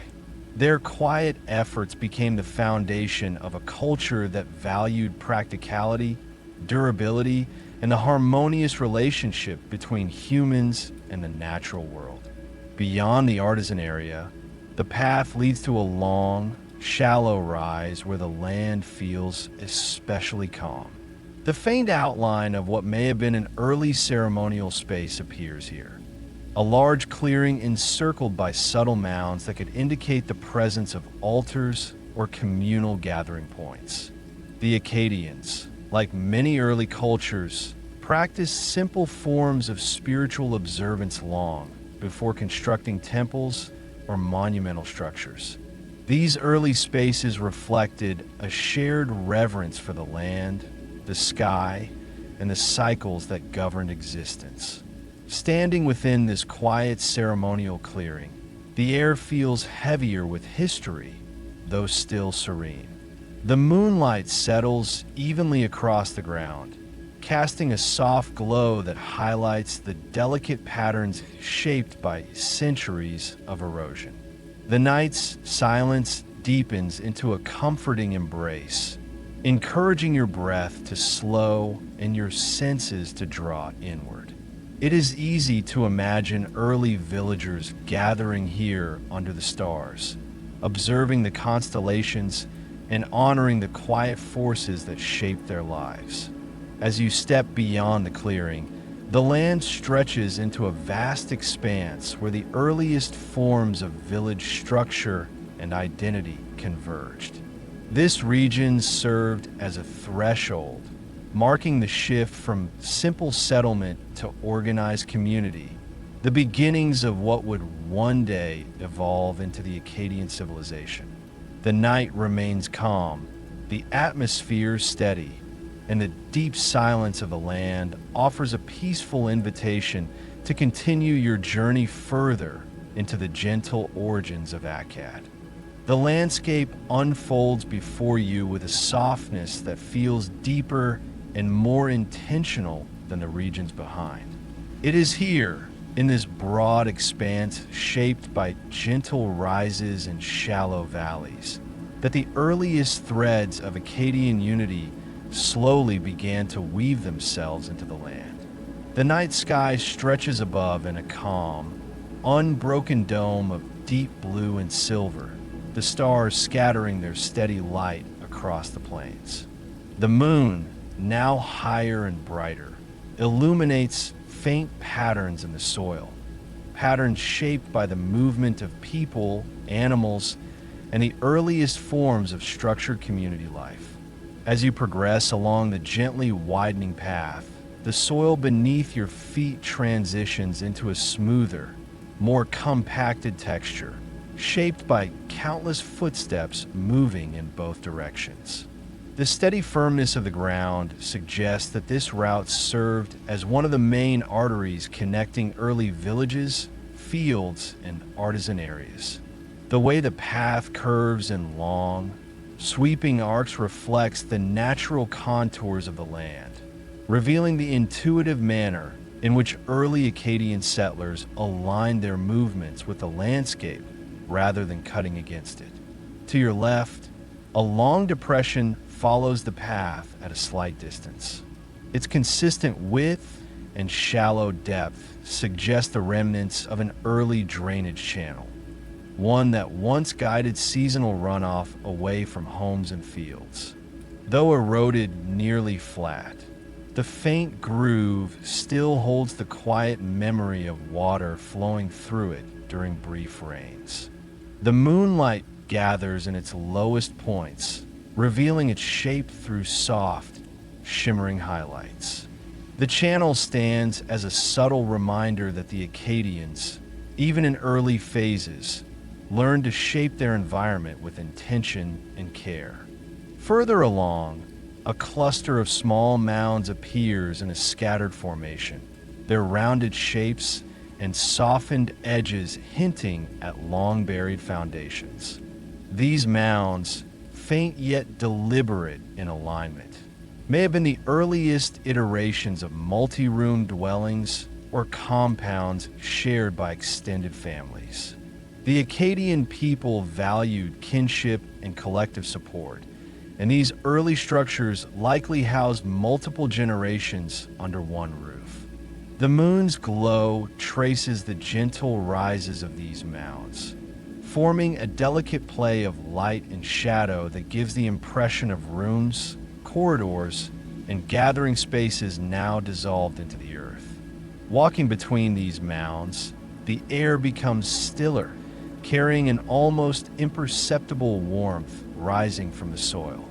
The faint scent of clay lingers, suggesting deposits beneath the surface where families once extracted material for their bricks and pottery. The cooling night breeze brushes softly against the grasses that grow between the mounds, their motion forming a slow, wave-like undulation that adds a calming, rhythmic texture to the landscape. The sound they create, soft, whispering, continuous, merges with the deeper silence of the night, enhancing the peacefulness of your journey. Ahead, the land slopes gently downward toward a broad, open plain. This plain carries subtle variations in soil texture. Some areas smoother and more compacted, others softer and slightly elevated. These variations form delicate patterns that indicate different types of activities performed here long ago. The smoother patches may have been communal gathering areas or early marketplaces where goods moved quietly between families. The softer patches, slightly raised, may represent storage sections or grain processing sites. The way these textures blend together reflects an early form of economic organization, modest yet purposeful, hinting at the steady emergence of a shared cultural identity. At the center of this plain, a faint circular outline emerges beneath the moonlight. Its diameter is wider than any typical dwelling foundation, and its shape is unusually clear despite the erosion of time. This circle may have been an early communal platform, an open space used for ritual gatherings, seasonal observances, or collective decision-making. Such platforms existed in various early societies as places where communities came together to share knowledge, coordinate activities, and strengthen their bonds. Though the details of the rituals or gatherings remain unrecorded, the circle's quiet presence conveys a sense of unity, an early step toward the communal cohesion that would later define Akkad's strength. Beyond this circular outline, the land rises again, forming a long ridge whose silhouette flows smoothly across the landscape. The ridge appears natural at first glance, but faint linear patterns along its top hint at human modification.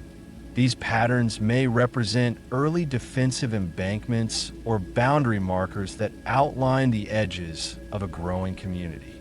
Though primitive compared to later fortifications, such structures marked an awareness of territory, identity, and shared protection, concepts that would eventually play significant roles in the political and social structures of the Akkadian Empire. Upon reaching the ridge's crest, the air feels slightly cooler, the breeze flowing more freely across the elevated terrain.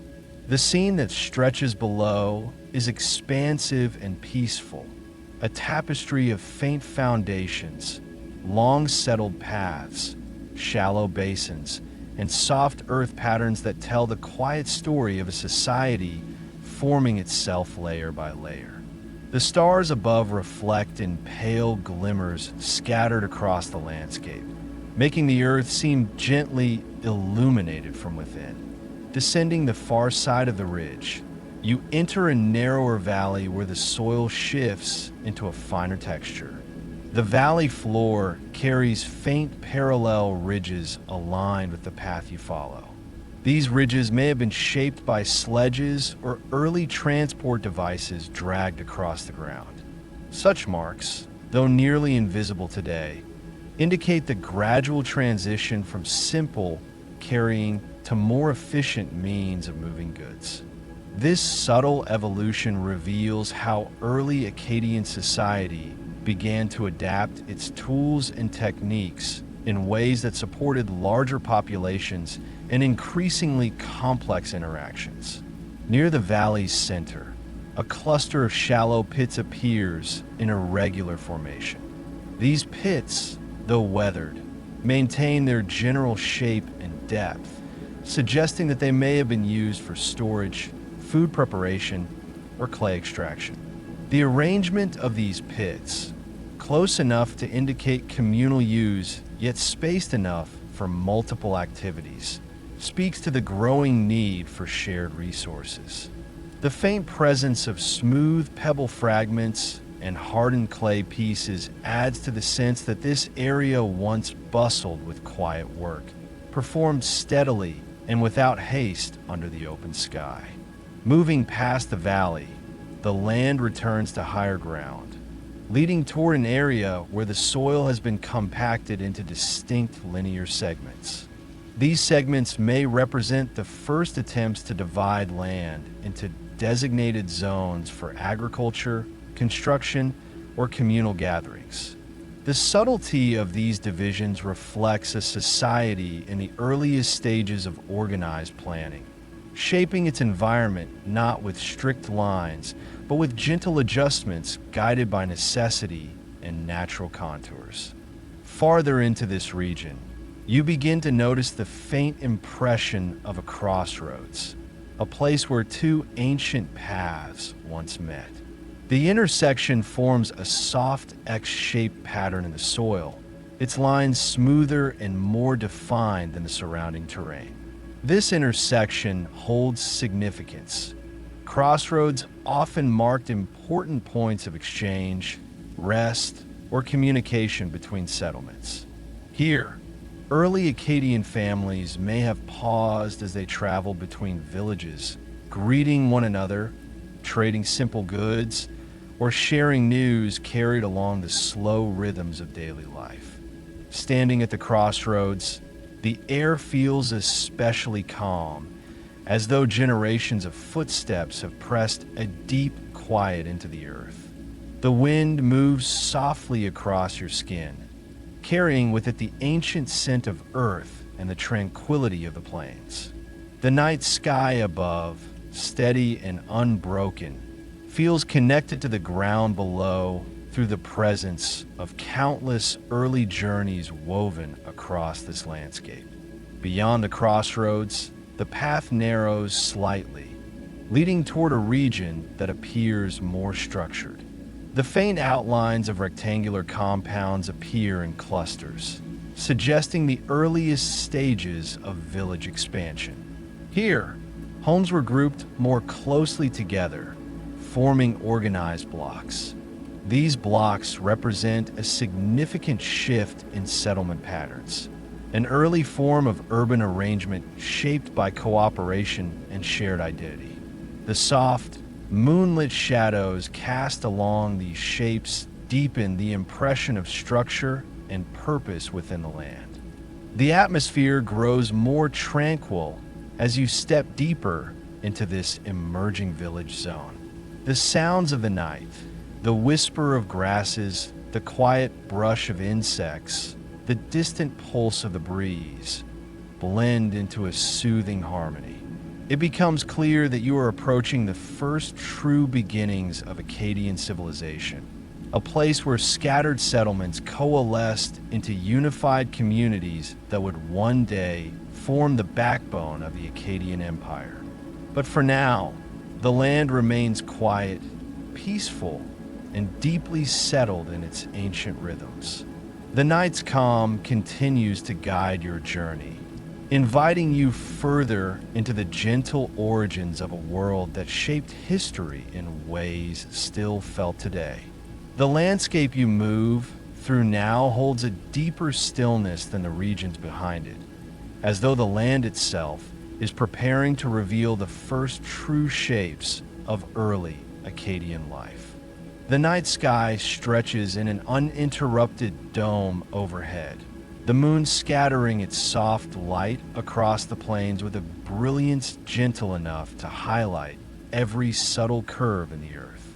Under its glow, the faint outlines of early villages, once bustling in their simplicity, begin to emerge from the quiet depths of the land. These outlines, softened by centuries of wind and sediment, still carry the silent memory of the people who lived here long before the great empire of Akkad rose to prominence. The path beneath your feet grows wider and smoother, shaped by repeated use across generations. This subtle widening suggests that more people traveled through this region than in earlier areas.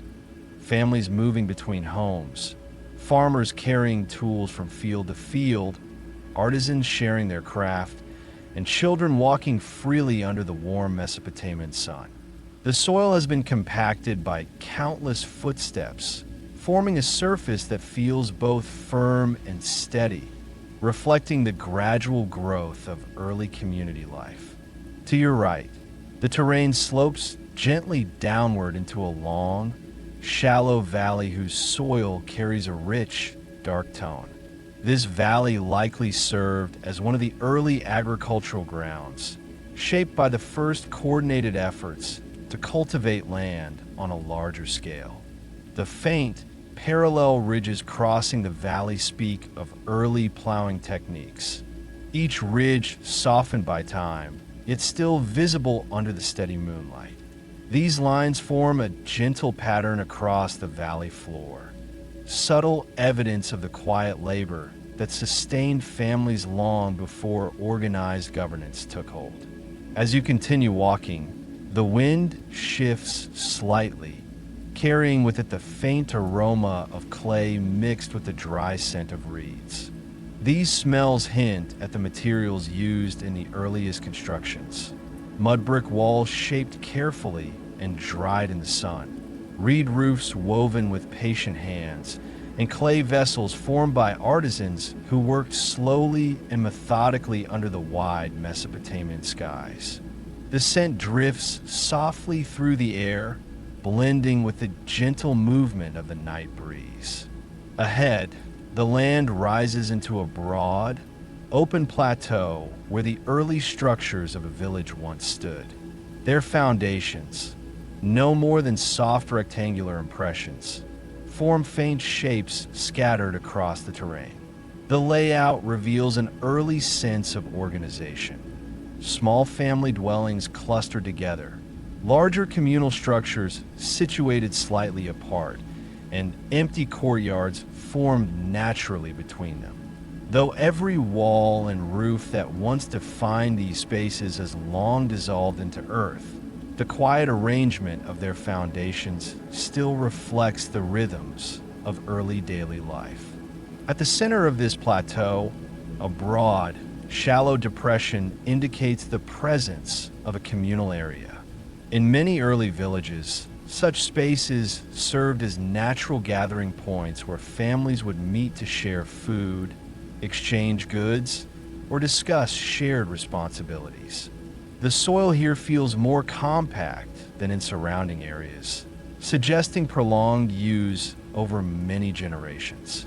Standing at its edge, you can almost imagine the soft movements of ancient life, the shuffling of feet, the low murmurs of conversation carried by the desert breeze, and the gentle sounds of tools tapping against pottery or wood. Beyond the central depression lies a long, narrow structure whose outline remains faint but noticeable. This may have been an early storage building, perhaps a granary or warehouse where large quantities of grain or supplies were gathered after harvest. The Akkadians understood the importance of storing food to support their communities, particularly during seasons when the rivers carried less water. Even in its eroded state, the shape of the structure carries a sense of importance, as though the land remembers the weight of its past purpose. Continuing deeper into the village area, the soil becomes slightly uneven, marked by low mounds that form gentle rises across the landscape. These mounds may represent the remains of multi-room homes or small compounds where extended families lived under one roof. Their shapes, though subtle, reflect a growing complexity in early construction practices, an evolution from simple single-room dwellings to more organized spaces that supported larger households. The moonlight highlights their soft contours, helping you visualize the flowing arrangement of rooms and corridors once formed from mud brick and wood. A cluster of stone fragments scattered nearby suggests the presence of an artisan's workshop. The stones, worn smooth by time, bear faint signs of shaping, grooves, irregular edges, and flattened surfaces that may once have served as grinding tools or bases for pottery wheels. Early Akkadian artisans crafted clay vessels, carved simple ornaments, and produced tools necessary for farming and daily life. The subtle remains of their work linger here, blending gently into the earth while still offering a quiet connection to their craft. Moving beyond the workshops, the land slopes gently toward a long, narrow field where the soil carries a lighter tone. This may have been an early irrigation zone, shaped by channels that once guided water from nearby rivers. The faint curves and depressions running parallel across the field suggest the careful efforts of early engineers who learned to funnel water in ways that nourished crops throughout the growing season. Though weathered by time, the land still carries the soft memory of these ancient systems, an intricate balance between natural rhythms and human intention. The air grows cooler as you enter a series of slightly deeper depressions that may once have held seasonal pools or wells. These wells, though long dry, would have been central to village life, providing essential water for drinking, cooking, and washing. Their presence reveals the early Akkadians' acute awareness of water's importance, a knowledge that guided much of their settlement planning. The night breeze brushes through the tall grasses surrounding these wells, creating a soft, almost breath-like sound that enhances the sense of quiet continuity with the past. Moving toward the northern edge of the village, the land becomes smoother again, suggesting a region used for animals. The faint impressions of enclosures, soft, rectangular shapes with gently curved corners, indicate spaces that once held sheep, goats, or cattle. These animals provided wool, milk, meat, and labor, supporting the expanding needs of early communities. The presence of these enclosures reinforces the idea of a village beginning to understand its own potential, one that reached beyond basic survival to include structured management of resources. As you walk back toward the central region, the wind grows softer, its touch more delicate. The grasses sway in slow, graceful arcs, their movements casting long, gentle shadows across the faint outlines of ancient homes. The moonlight reflects quietly against the landscape, creating a peaceful harmony between earth and sky. Every element of the environment, soil texture, grass movement, subtle scents, combines to form a calming atmosphere that allows your breath to slow and your senses to sink deeper into the tranquility of the night.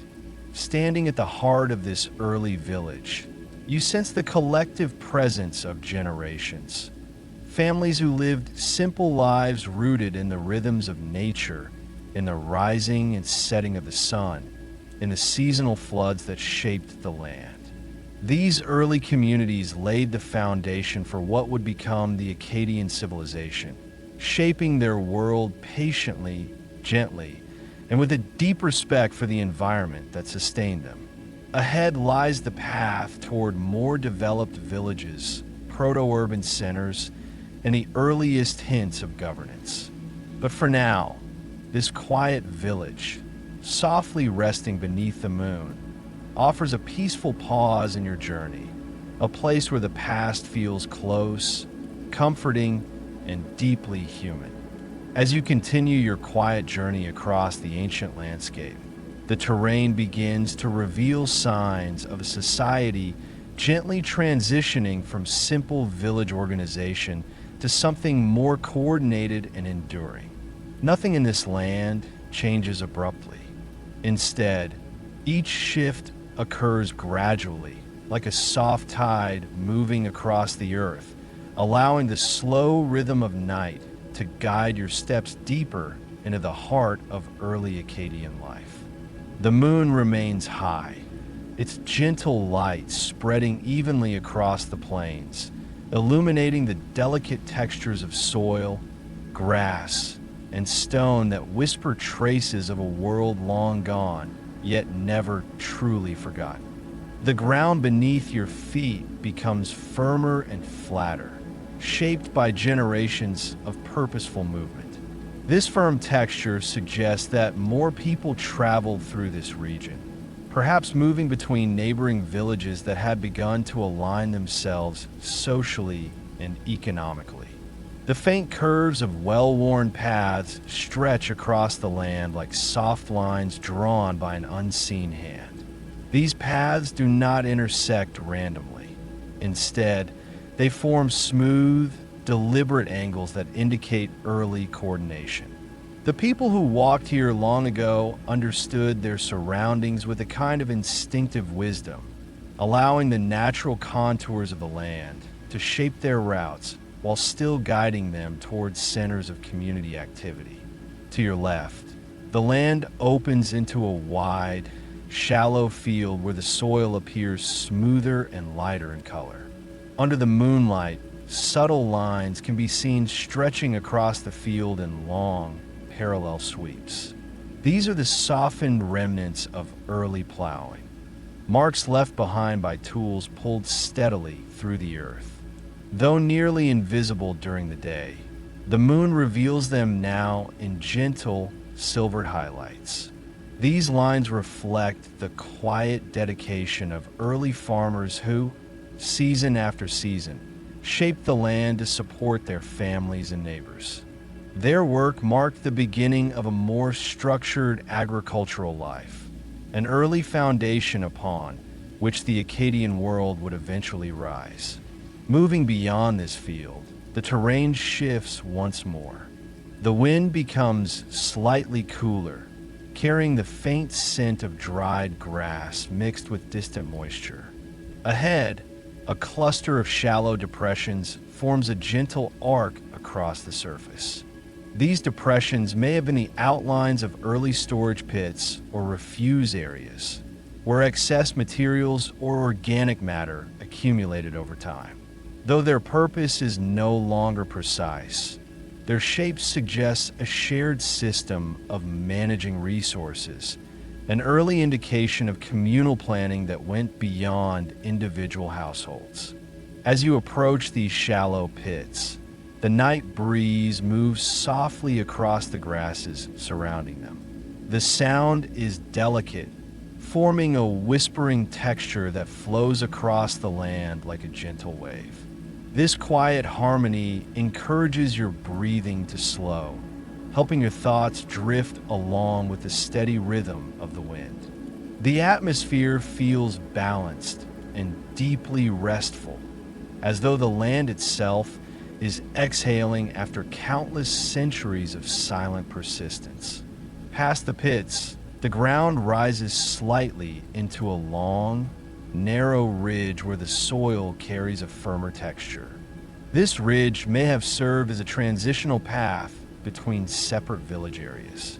The faint remains of small stone alignments, just a few scattered rocks half buried under the soil, suggest the presence of early boundary markers. Such stones were often placed intentionally to denote safe crossing points, gathering areas, or segments of land assigned to particular families. Though most of these markers have been undone by time, the quiet outline of their former presence still lingers. Following the ridge's curve, the land slopes downward into a gently sheltered basin.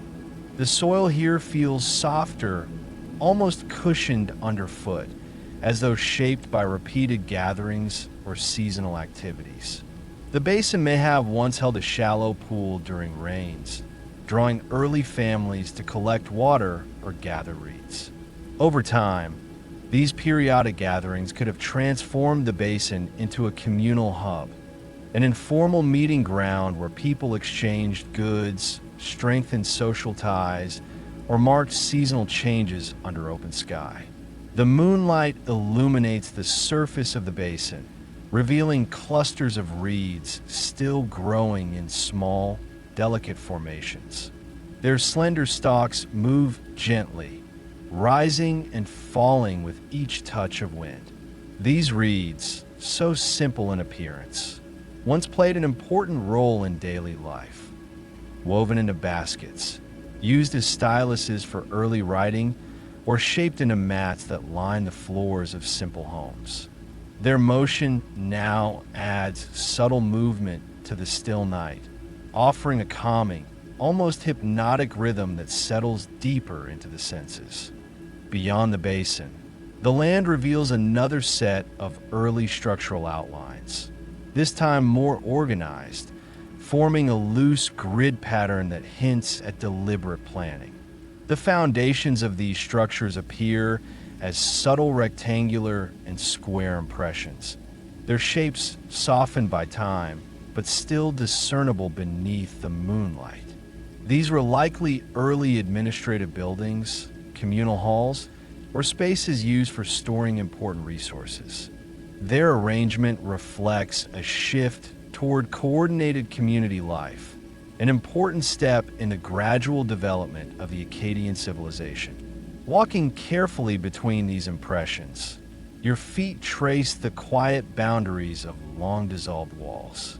The soft curves of each structure reveal no sharp angles or abrupt edges, only gentle transitions shaped by wind, rain, and the slow settling of centuries. Still, the arrangement carries a sense of purpose. The buildings are aligned in a way that suggests early urban planning.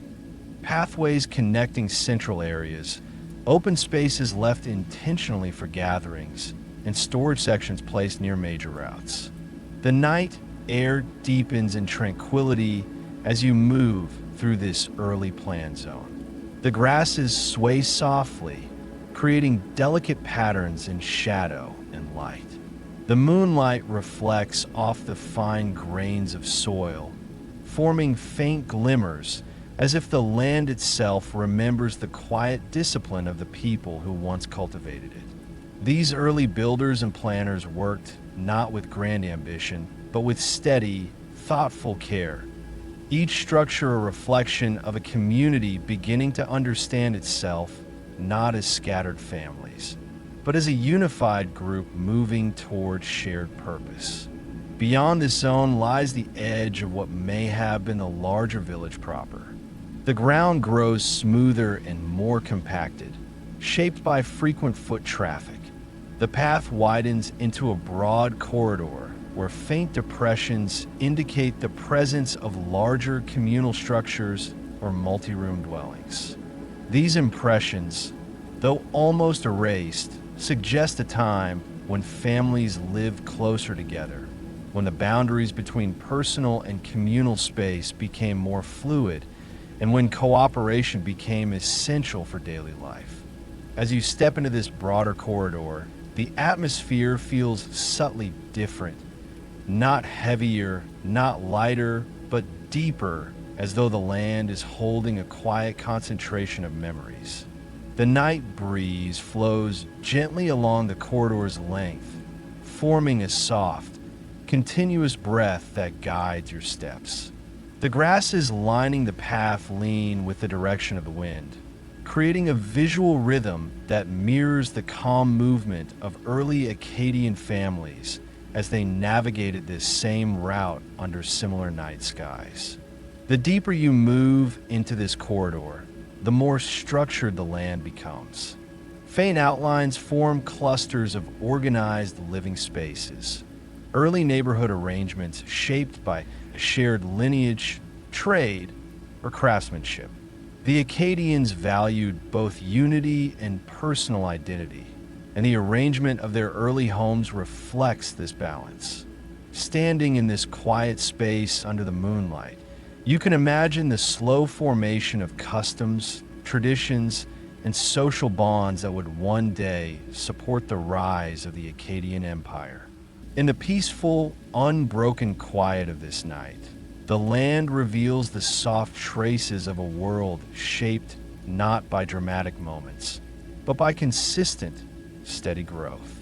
Each faint line in the soil, each gentle depression, each soft rise of earth carries the quiet imprint of early Akkadian lives lived in harmony with the landscape. Ahead lies the next stage in this ancient journey, the rise of more complex villages, the early centers of trade, and the foundations of the empire that would leave a lasting mark on human history.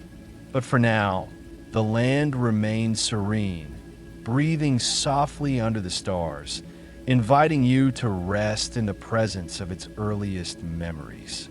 The land ahead begins to open into a wide, softly contoured expanse that reflects a gradual but unmistakable shift in the scale of early Akkadian life.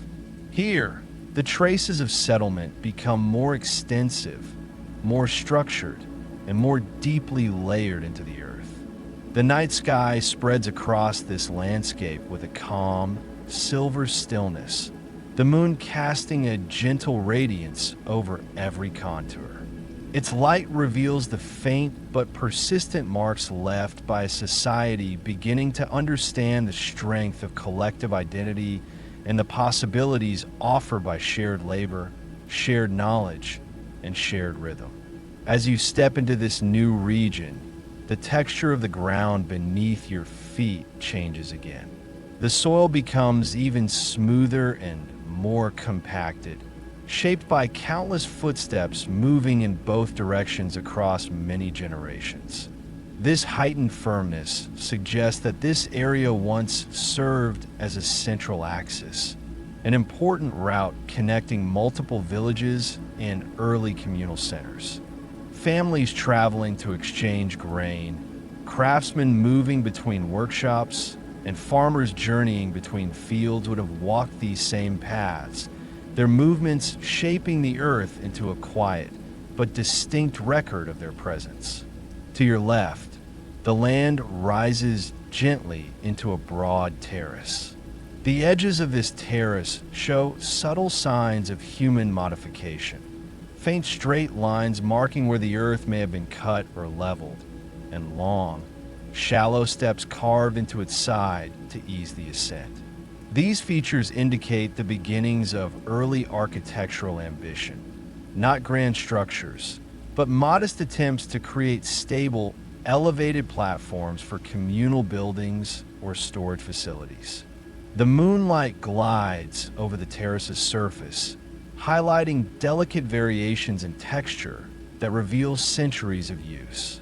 At the top of this terrace, you find a wide, open area where the earth appears unusually smooth.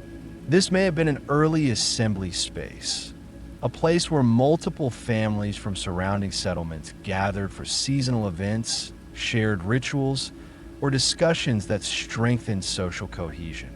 Although no objects or structures remain, the broadness of the area and the even distribution of compacted soil suggest repeated gatherings over long periods of time.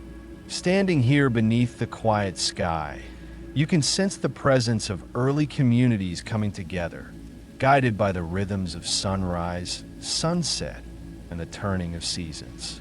From this elevated position, the surrounding landscape is easier to read. Soft rectangular and oval depressions spread outward across the plains, forming the ghost-like shapes of once inhabited dwellings. Their arrangement suggests neighborhoods organized along kinship lines, with households grouped near extended family members. Such clusters form naturally in many early societies, offering both support and identity. The faint foundations of these dwellings, though barely visible, speak to a way of life grounded in cooperation and mutual dependence.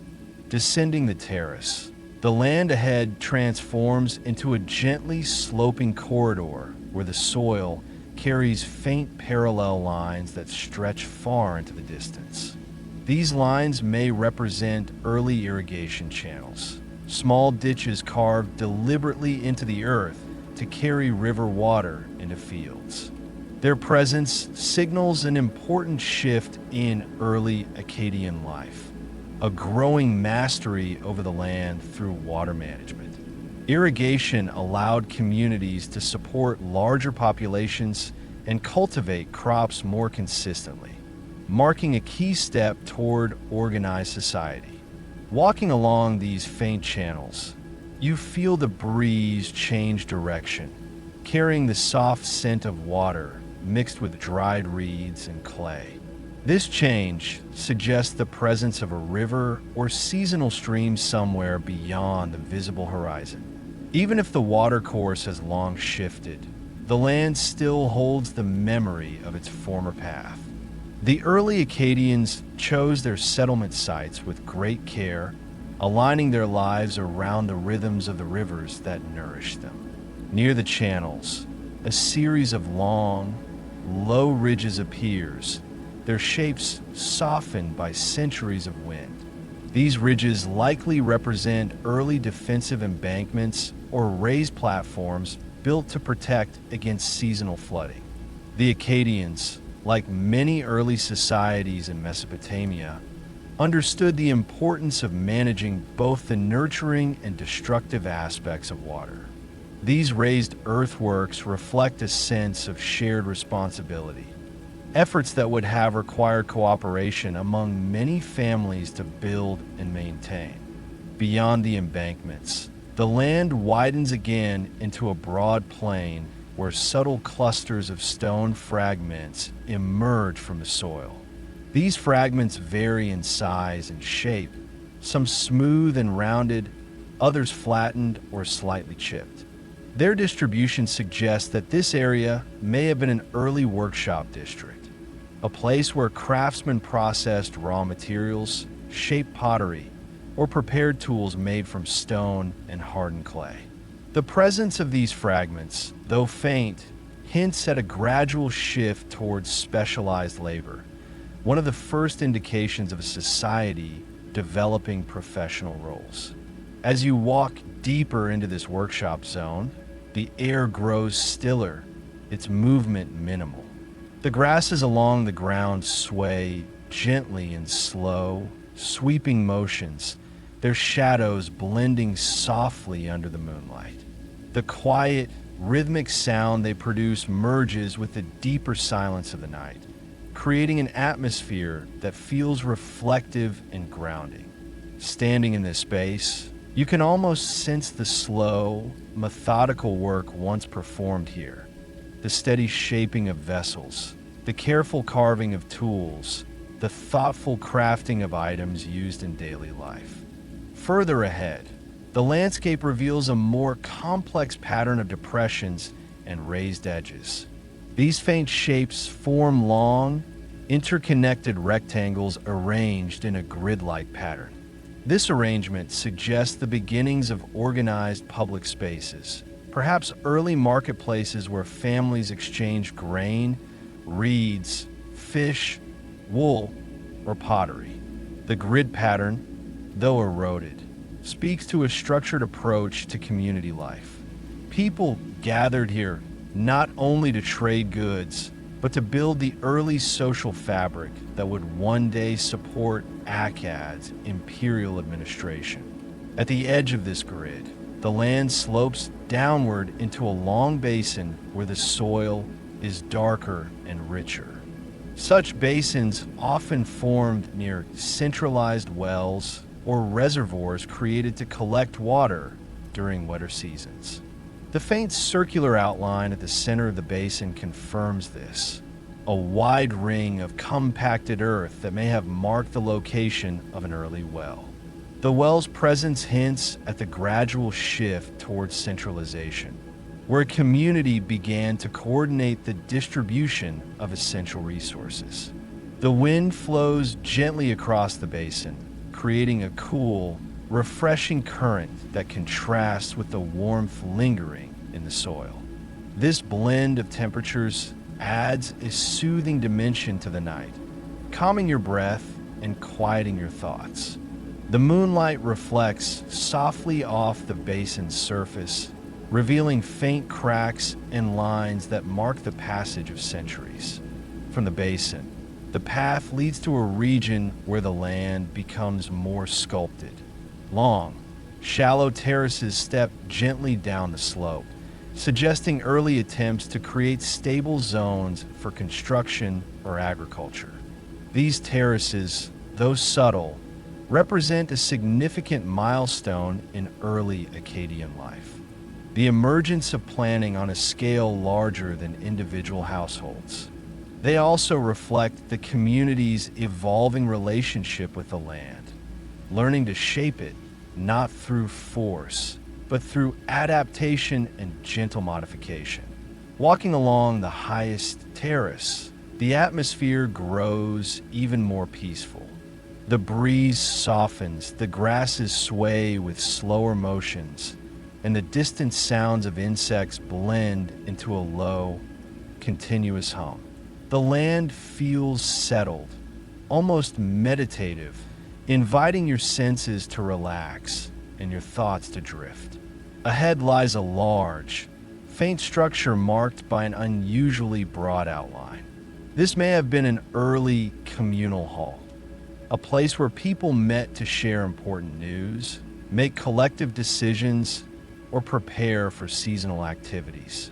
The structure's size indicates growing population density and increasing coordination among families.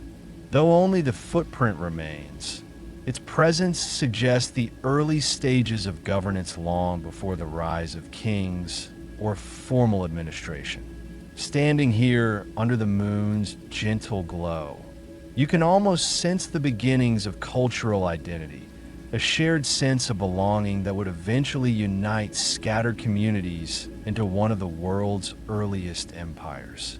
The land holds these memories quietly, storing them in faint lines, soft depressions, and delicate traces that the night sky helps illuminate.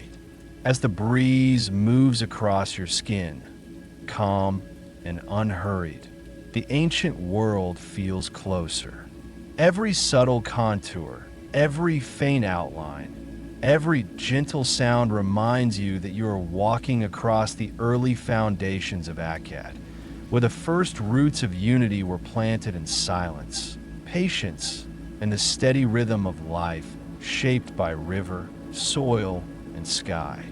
As you continue your slow passage across the ancient landscape, the terrain ahead begins to take on a more intricate and interconnected character, as though the faint patterns beneath the moonlight are gradually aligning into the shape of something larger than any single village.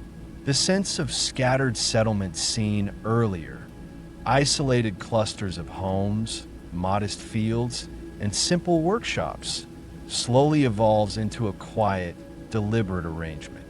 Here, the land shows signs of a society transitioning from loosely connected communities into the early foundations of unified proto-urban centers, the first subtle indications of what would one day become the structure of the Akkadian world. The ground beneath your feet feels steadier and more intentionally shaped. The soil, long compacted under the weight of countless footsteps, has settled into smooth, unbroken stretches that reveal the paths once traveled by early families, traders, and farmers who began to move more frequently between settlements. These movements, repeated over centuries, gradually carved out corridors in the earth, soft but persistent lines that now reflect the growing connectivity of the region. The moonlight glides across these pathways, illuminating their gentle curves and revealing the deep, quiet memory of a society beginning to move with shared purpose. To your right, the land rises into a broad elevation that spreads like a slow wave frozen in place. Along its surface, faint rectangular outlines stretch in parallel formation, their arrangement more structured than anything encountered earlier. These outlines may represent the earliest forms of administrative compounds or coordinated communal structures, spaces where resources were gathered, where seasonal tasks were discussed, or where early governance may have begun to take root, long before written language captured these moments. The moon's soft glow deepens their shadows and outlines, allowing you to sense the quiet ambition that once lived here. As you ascend the rise, the breeze shifts into a gentle flow that carries with it faint traces of the land's ancient scents. Dry grass warmed by the sun during the day, the distant whisper of clay, and the mild coolness of earth that has held the weight of countless seasons. The stillness becomes more pronounced, as though the land itself recognizes the significance of this elevated ground. From here, the surrounding landscape unfolds with a clarity that allows its patterns to be seen more cohesively. Long fields, shallow terraces, small depressions marking wells, faint lines suggesting irrigation, and clusters of housing foundations arranged in increasingly coordinated shapes. From this vantage point, the horizon reveals the faint, shimmering trace of where early waterways once flowed. Though the rivers may have shifted over millennia, the land still bears the marks of their former presence. Subtle dips, soft curves, and darker streaks of soil shaped by past moisture.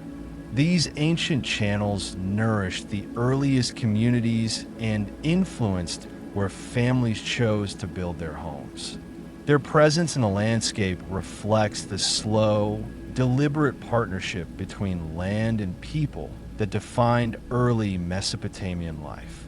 Descending the far side of the elevation, you enter a region where the soil darkens slightly, forming a smoother, more uniform texture.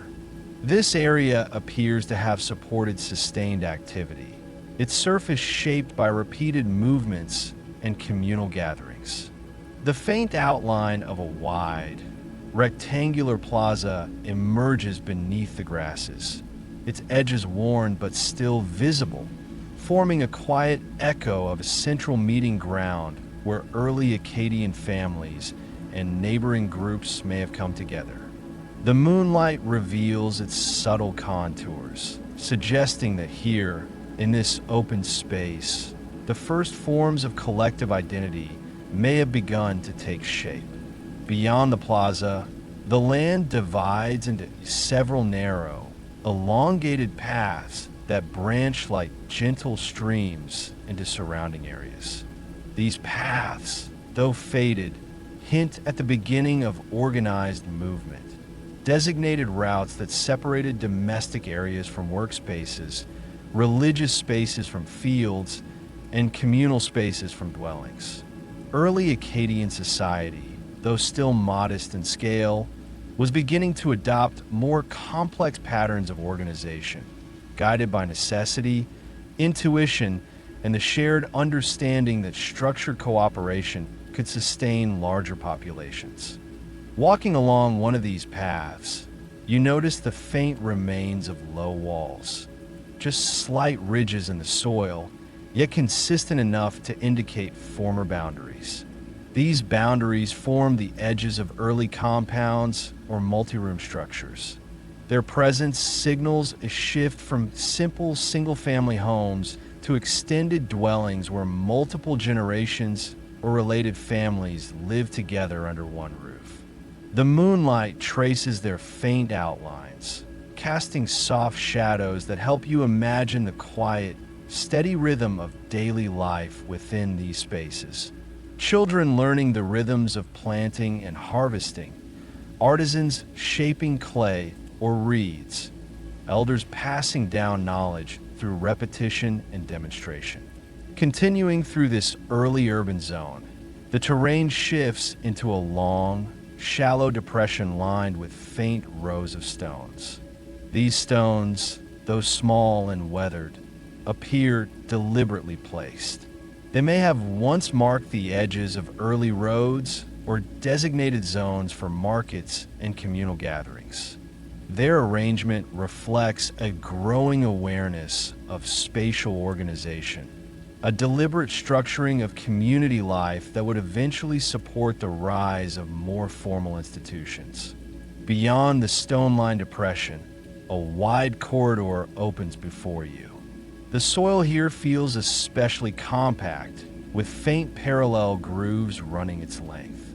These grooves may have been shaped by sledges or simple carts used to transport materials, clay, harvested grain, woven goods, or pottery, between various parts of the settlement. Even though the tools themselves have vanished, the land retains a record of their movement, preserved through the slow settling of centuries. Along the corridor's edges, clusters of shallow pits appear, their shapes too regular to be accidental. These pits may have served as early refuse areas, storage pits, or even places where raw materials were collected for crafting. The silent presence of these features reflects the increasing complexity of daily life, a shift from subsistence living to a system where production, storage, and distribution began to take on structured forms. A gentle breeze flows through the corridor, creating a soft, continuous whisper as it brushes against tall grasses. The movement of the blades creates waves of shadow that ripple under the moonlight, forming delicate patterns that drift across the ground. These natural movements blend with the faint traces of human activity, creating a serene harmony between the living landscape and the ancient world etched into its surface. To your left, a series of terraces steps down toward a lower plane.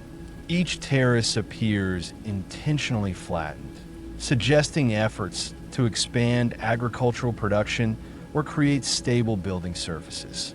The terraces reflect an early understanding of engineering.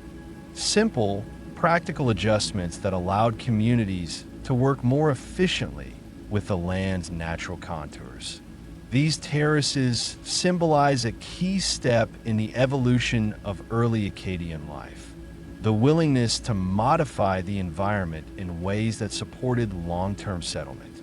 At the base of the terraces lies a long, faint grid of rectangular and square impressions.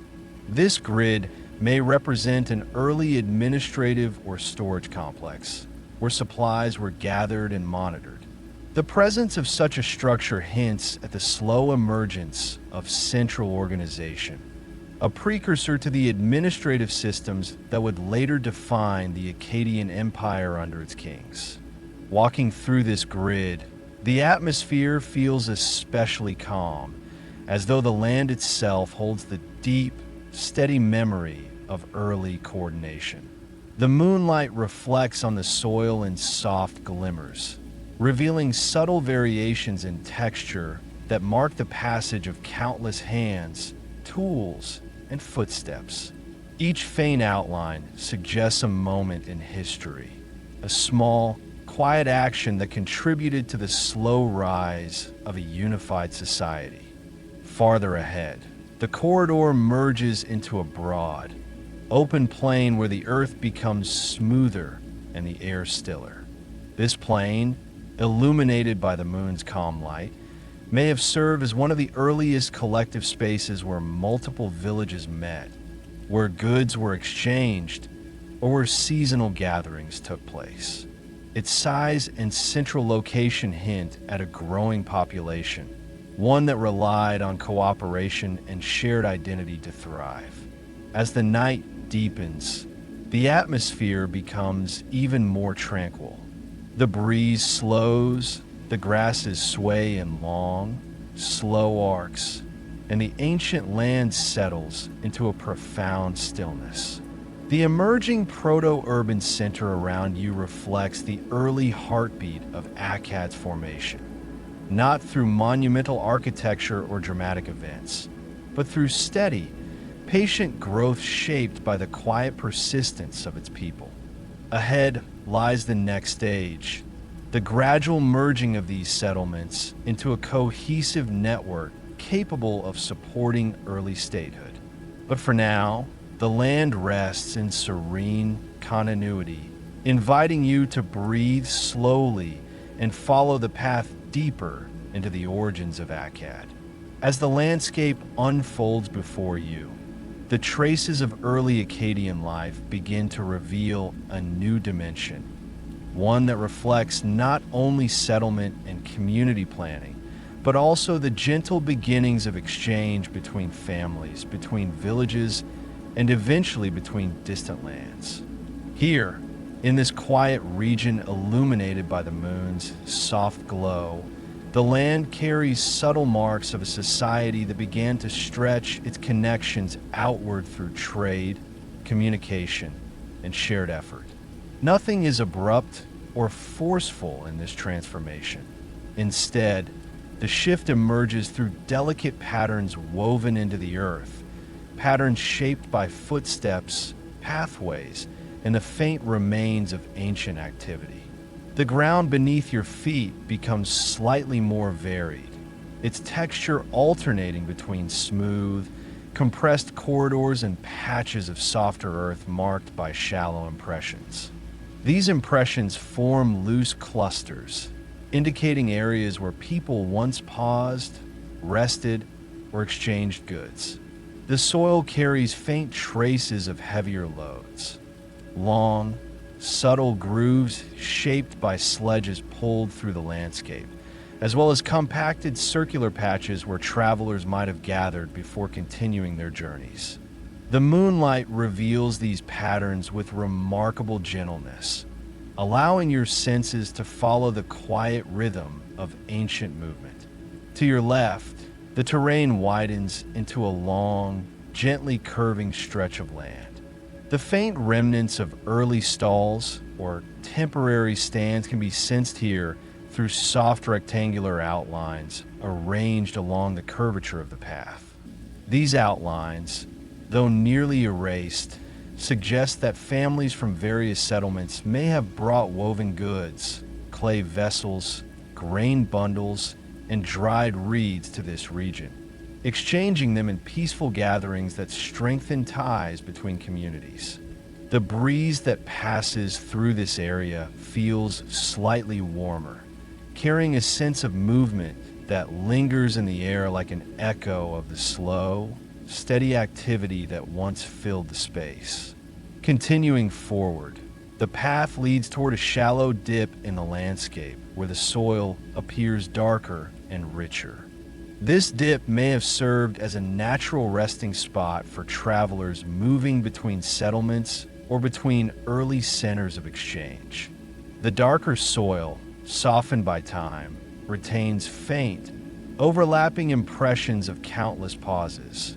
Moments when people stood or knelt to set down goods, untie woven bundles, or refill clay jars with water drawn from distant wells.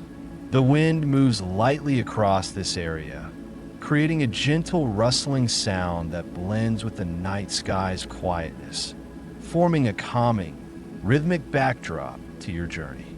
From the center of the dip, several smaller paths branch outward in different directions. These paths, though softened by centuries of sand and sediment, appear more intentional than the simple trails of earlier rural villages. Their arrangement suggests the beginnings of a coordinated network of trade routes, narrow channels of movement that connected specialized settlements, fields, workshops, and gathering sites.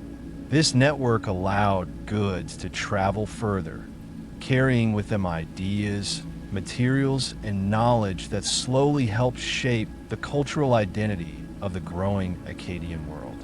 One path leads toward a slightly elevated ridge where faint clusters of stone fragments lie scattered in gentle arcs. These fragments, often smooth and rounded, may have been used to stabilize the edges of early storage structures or to weigh down bundles of goods during transport. Their placement reflects careful attention to detail and the practical needs of a society that was beginning to manage resources more efficiently. The ridge itself forms a natural vantage point, offering a quiet view of the surrounding plains. From here, the patterns of the landscape, fields, pathways, foundations, appear more connected, revealing the early threads of unity woven between settlements. As you explore the ridge, the wind shifts again, carrying with it the faint scent of distant clay and dried grasses. These scents evoke images of early craftsmen, potters shaping vessels used to store grain, merchants preparing bundles of woven mats, and farmers carrying harvested crops to exchange with neighboring groups. Though these individuals lived long before written records preserved their actions, the faint traces they left in the landscape remain visible in the moonlight, each detail contributing to a tapestry of early trade woven softly into the earth. Descending the ridge, the land slopes into a long, narrow corridor where the soil forms smoother patterns. These patterns indicate more concentrated travel, movements repeated along predictable routes over many generations. The corridor surface carries faint grooves that run parallel for several meters at a time, suggesting the use of simple wooden sledges pulled by livestock or by groups of people working together. These grooves, though faint, form a gentle rhythm across the ground, guiding your steps forward with a sense of purpose. Along the corridor's edges, clusters of delicate reed stems rise slightly higher than the surrounding grasses. These reeds, though sparse, hint at the presence of early water channels or seasonal streams that once nourished this region. The Akkadians relied heavily on water to support agriculture and to sustain the animals used in transport.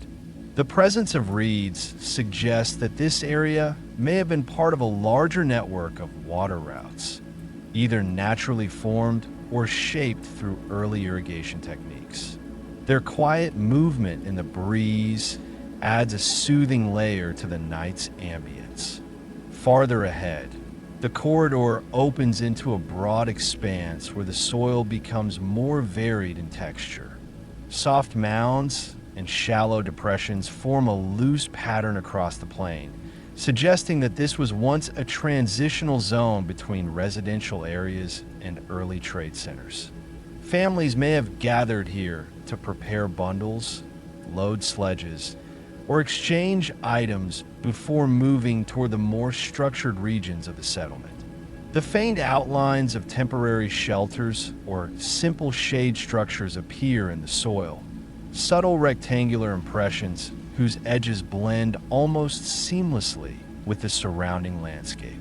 As the breeze flows across this open zone, the grasses sway in slow, coordinated waves, their movement creating a visual harmony that mirrors the quiet cooperation of early Akkadian life.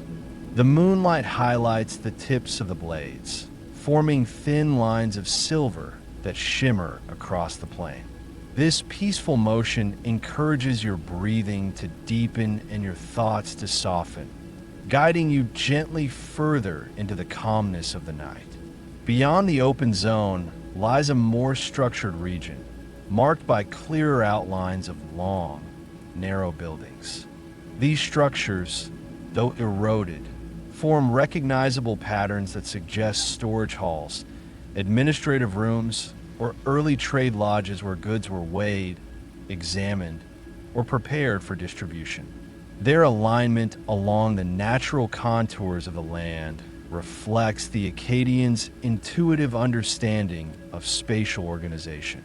They built not in opposition to the environment, but in quiet harmony with it, allowing the terrain to guide their decisions, shaping their settlements in ways that supported both practicality and stability.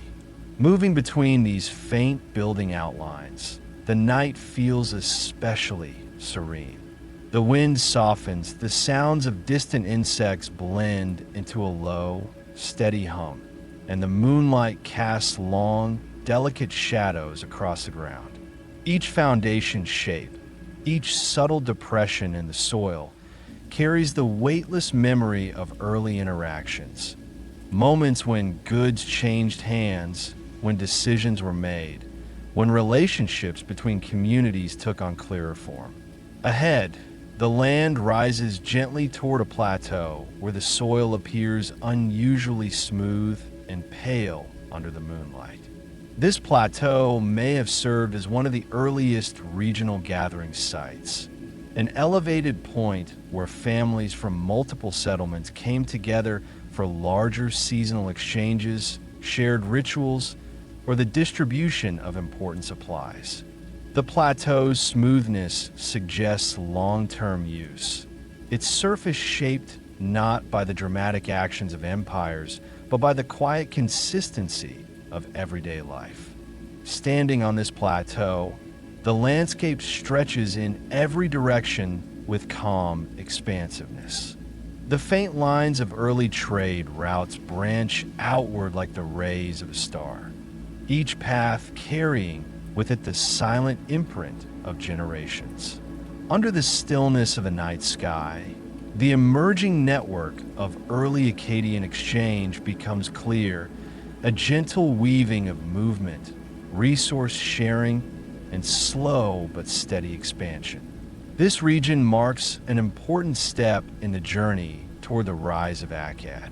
Trade, even in its earliest form, nurtured cooperation, strengthened alliances, and allowed communities to support one another through the challenges of shifting seasons. These early exchanges, though simple, laid the foundation for the economic and cultural systems that would eventually shape the world's first empire.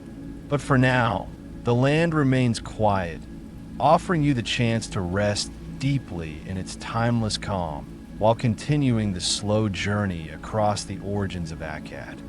As you move farther into the ancient landscape, the traces beneath the moonlit surface begin to reveal the subtle but unmistakable signs of a society gently merging its scattered communities into a more continuous network. What once appeared as separated settlements with their own rhythms and routines now begins to flow together into a broader tapestry of connected life. The land carries this transition not through dramatic structures or sudden shifts, but through the delicate merging of paths, the quiet alignment of foundations, and the soft harmonization of patterns shaped over centuries. The path beneath your feet grows broader, its surface more uniformly compacted than in the earlier regions. This smoothness reflects the gradual increase in movement across the area. Families traveling more frequently between settlements, artisans carrying their crafted goods towards centralized gathering spaces, and farmers moving between fields and storage areas. The repeated passage of countless footsteps has pressed the soil into a firm, continuous flow that mirrors the growing unity of early Akkadian life. The moonlight paints this path with a pale sheen, allowing you to see the faint ridges that ripple gently across its surface. To your right, the land slopes downward into a shallow basin where the remains of early irrigation channels appear like soft, branching veins beneath the grasses. These channels, though faded, stretch across the terrain in thoughtful patterns, some straight, others gently curved, indicating a sophisticated understanding of how water once flowed through the land. Their presence reflects the quiet cooperation of multiple communities working together to guide river water into shared fields. This collective effort required coordination, patience, and trust, all of which contributed to the slow weaving of unity across the region. Along the corridor's edges, clusters of delicate reed stems rise slightly higher than the surrounding grasses. These reeds, though sparse, hint at the presence of early water channels or seasonal streams that once nourished this region. The Akkadians relied heavily on water to support agriculture and to sustain the animals used in transport. The presence of reeds suggests that this area may have been part of a larger network of water routes, either naturally formed or shaped through early irrigation techniques. Their quiet movement in the breeze adds a soothing layer to the night's ambience. Farther ahead, The corridor opens into a broad expanse where the soil becomes more varied in texture. Soft mounds and shallow depressions form a loose pattern across the plain, suggesting that this was once a transitional zone between residential areas and early trade centers. Families may have gathered here to prepare bundles, load sledges, or exchange items before moving toward the more structured regions of the settlement. The faint outlines of temporary shelters or simple shade structures appear in the soil, subtle rectangular impressions whose edges blend almost seamlessly with the surrounding landscape. As the breeze flows across this open zone, the grasses sway in slow, coordinated waves, their movement creating a visual harmony that mirrors the quiet cooperation of early Akkadian life. The moonlight highlights the tips of the blades, forming thin lines of silver that shimmer across the plain. This peaceful motion encourages your breathing to deepen and your thoughts to soften, guiding you gently further into the calmness of the night. Beyond the open zone lies a more structured region, marked by clearer outlines of long, narrow buildings. These structures, though eroded, form recognizable patterns that suggest storage halls, administrative rooms, or early trade lodges where goods were weighed, examined, or prepared for distribution. Their alignment along the natural contours of the land reflects the Akkadians' intuitive understanding of spatial organization. They built not in opposition to the environment, but in quiet harmony with it, allowing the terrain to guide their decisions, shaping their settlements in ways that supported both practicality and stability. Moving between these faint building outlines, the night feels especially serene. The wind softens, the sounds of distant insects blend into a low, steady hum, and the moonlight casts long, delicate shadows across the ground. Each foundation shape, each subtle depression in the soil carries the weightless memory of early interactions, moments when goods changed hands, when decisions were made, when relationships between communities took on clearer form. Ahead, the land rises gently toward a plateau where the soil appears unusually smooth and pale under the moonlight. This plateau may have served as one of the earliest regional gathering sites, an elevated point where families from multiple settlements came together for larger seasonal exchanges, shared rituals, or the distribution of important supplies. The plateau's smoothness suggests long-term use, its surface shaped not by the dramatic actions of empires, but by the quiet consistency of everyday life. Standing on this plateau, the landscape stretches in every direction with calm expansiveness. The faint lines of early trade routes branch outward like the rays of a star, each path carrying with it the silent imprint of generations. Under the stillness of the night sky, the emerging network of early Akkadian exchange becomes clear, a gentle weaving of movement, resource sharing, and slow but steady expansion. This region marks an important step in the journey toward the rise of Akkad. Trade, even in its earliest form, nurtured cooperation, strengthened alliances, and allowed communities to support one another through the challenges of shifting seasons. These early exchanges, though simple, laid the foundation for the economic and cultural systems that would eventually shape the world's first empire. But for now, the land remains quiet, offering you the chance to rest deeply in its timeless calm while continuing the slow journey across the origins of Akkad. The moonlight glides across the terraces, highlighting the faint boundaries shaped by generations of early builders. The night breeze cools the surface of the land, creating a soothing balance between warmth and coolness that deepens the tranquility of your journey. standing on the highest terrace, the landscape stretches outward in every direction, revealing the intricate, interconnected patterns woven by centuries of quiet cooperation. The merging of settlements, the emergence of trade networks, the alignment of pathways, the organization of terraces. All these elements show the slow rise of a unified society long before kings or armies appeared. Unity was born not from dominance, but from shared rhythm, shared necessity, and shared understanding. Communities joined hands without the pressure of force, choosing instead the gentle stability that came from living together on fertile plains shaped by rivers and seasons. As the night deepens further, the ancient landscape settles into a profound stillness. The breeze softens into an almost imperceptible movement. The grasses sway with a slower rhythm. The moonlight rests quietly across the terrain. The early cradle of Akkad lies before you, a land where unity blossomed through cooperation and patience, soft, quiet, enduring. As you continue walking deeper into the landscape, the traces beneath the moonlight begin to reveal a gentler, more introspective dimension of early Akkadian life.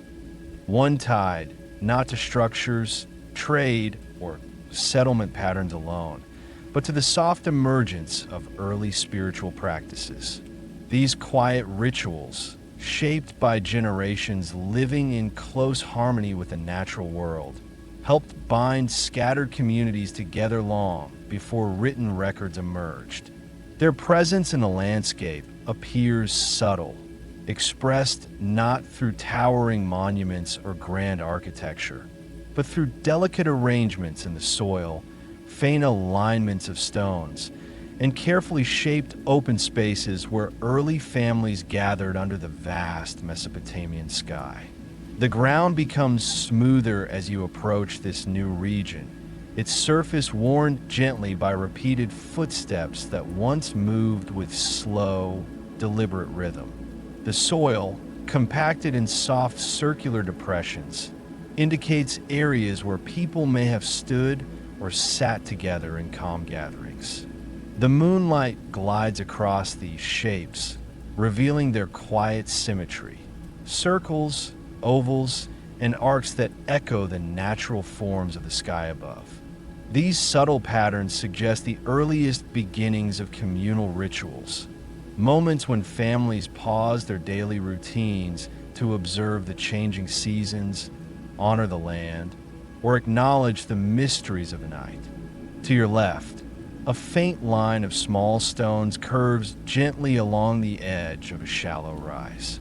Their placement appears intentional, creating a boundary that marks the perimeter of a gathering space. The stones are worn, their once sharp edges softened by centuries of wind and shifting soil, yet their alignment remains discernible enough to hint at early organization.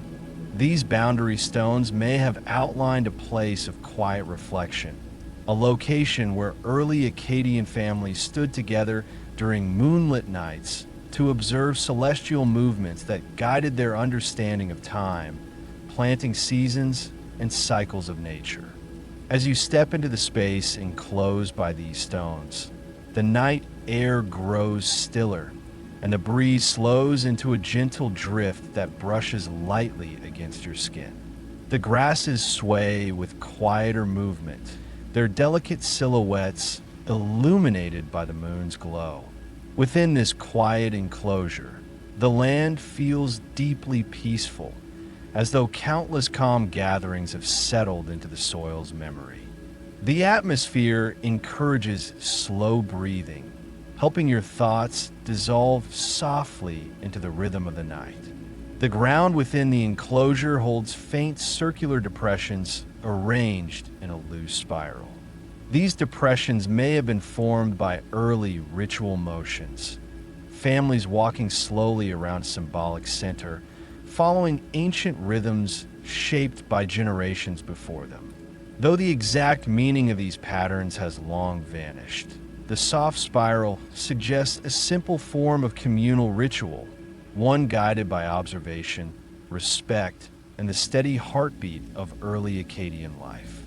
The moonlight accentuates the spiral's contours, creating a serene interplay of light and shadow that allows your senses to follow its quiet outline.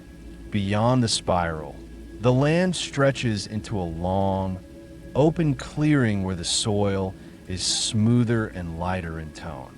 This clearing may have served as an early ceremonial field, a place where seasonal gatherings occurred under the rising or setting sun. The faint, elongated shapes along its edges could be remnants of temporary structures, lightweight reed shelters, or simple canopies used during special occasions. The clearing's openness reflects the early Akkadians' relationship with the sky, suggesting that many of their early rituals centered around celestial cycles, the movement of stars, and the gentle phases of the moon. Walking across the clearing, the night wind carries the faint scent of dried earth mixed with distant water. The scent feels ancient, reminiscent of the early rivers that nourished the land and shaped the rhythms of life.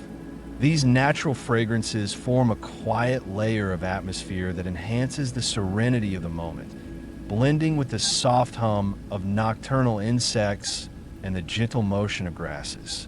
On the far side of the clearing, the land slopes gently upward toward a long ridge marked by subtle, evenly spaced mounds. These mounds, though low and nearly consumed by time, appear aligned toward a specific direction on the horizon. Their alignment suggests deliberate placement, perhaps marking important seasonal events such as solstices or equinoxes. Early communities often relied on simple alignments to track the passage of time, helping them anticipate flooding seasons, planting periods, and harvest cycles. The mounds stand quietly under the moonlight, their shadows forming soft lines that guide your gaze toward a distant point where land meets sky.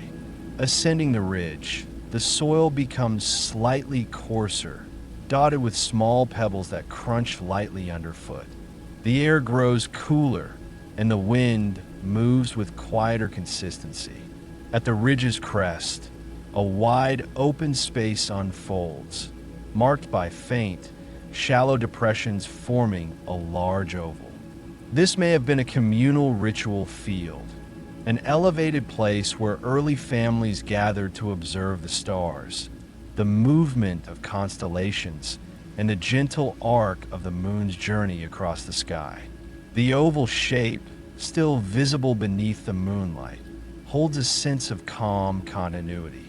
Its edges curve smoothly, creating a natural flow that mirrors the atmosphere of the land itself. Standing within its boundaries, you feel as though you are stepping into a place shaped not by ambition, but by reverence, an area where early Akkadian families paused to acknowledge the quiet cycles that govern their world. The night air within the oval feels even more tranquil, encouraging your breath to deepen and your thoughts to soften further. Beyond the oval, narrow paths branch outward into the darkness, leading to smaller, more intimate spaces where faint stone clusters remain.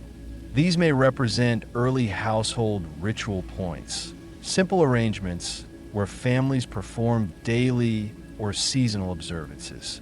The stones, arranged in small arcs or pairs, reflect deeply personal connections to the land, passed through generations in the form of quiet, consistent practice. The moon illuminates their shapes gently, highlighting the subtle patterns carved into the earth around them. Following one of these paths, you descend into a small, naturally sheltered basin where the soil is especially fine and smooth. The basin's walls, formed by gentle slopes on all sides, create a space protected from the wind. This sheltered area may have been a place of meditation or quiet reflection, used by individuals or small groups seeking connection with natural rhythms. The basin's floor holds faint, overlapping impressions that suggest slow movements, perhaps early forms of ritual walking or simple, contemplative gestures. The night breeze flows over the basin's edges and settles lightly across its floor, creating a soft sense of enclosure.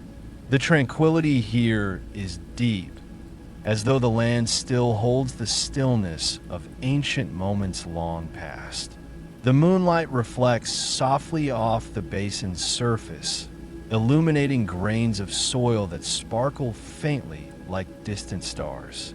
The connection between earth and sky feels especially strong in this sheltered place, offering a sense of calm that reaches into your breath and settles your mind. From the basin, the land rises gently toward another small ridge marked by faint circular impressions. These shapes may represent early fire pits, places where families gathered at night for warmth, light, and shared stories passed down across generations. Though no ashes remain, the circular patterns and darkened soil hint at gatherings that were central to early communal identity. Standing by these faint circles, the cool air brushes softly across your skin, carrying with it the subtle scent of the grasslands.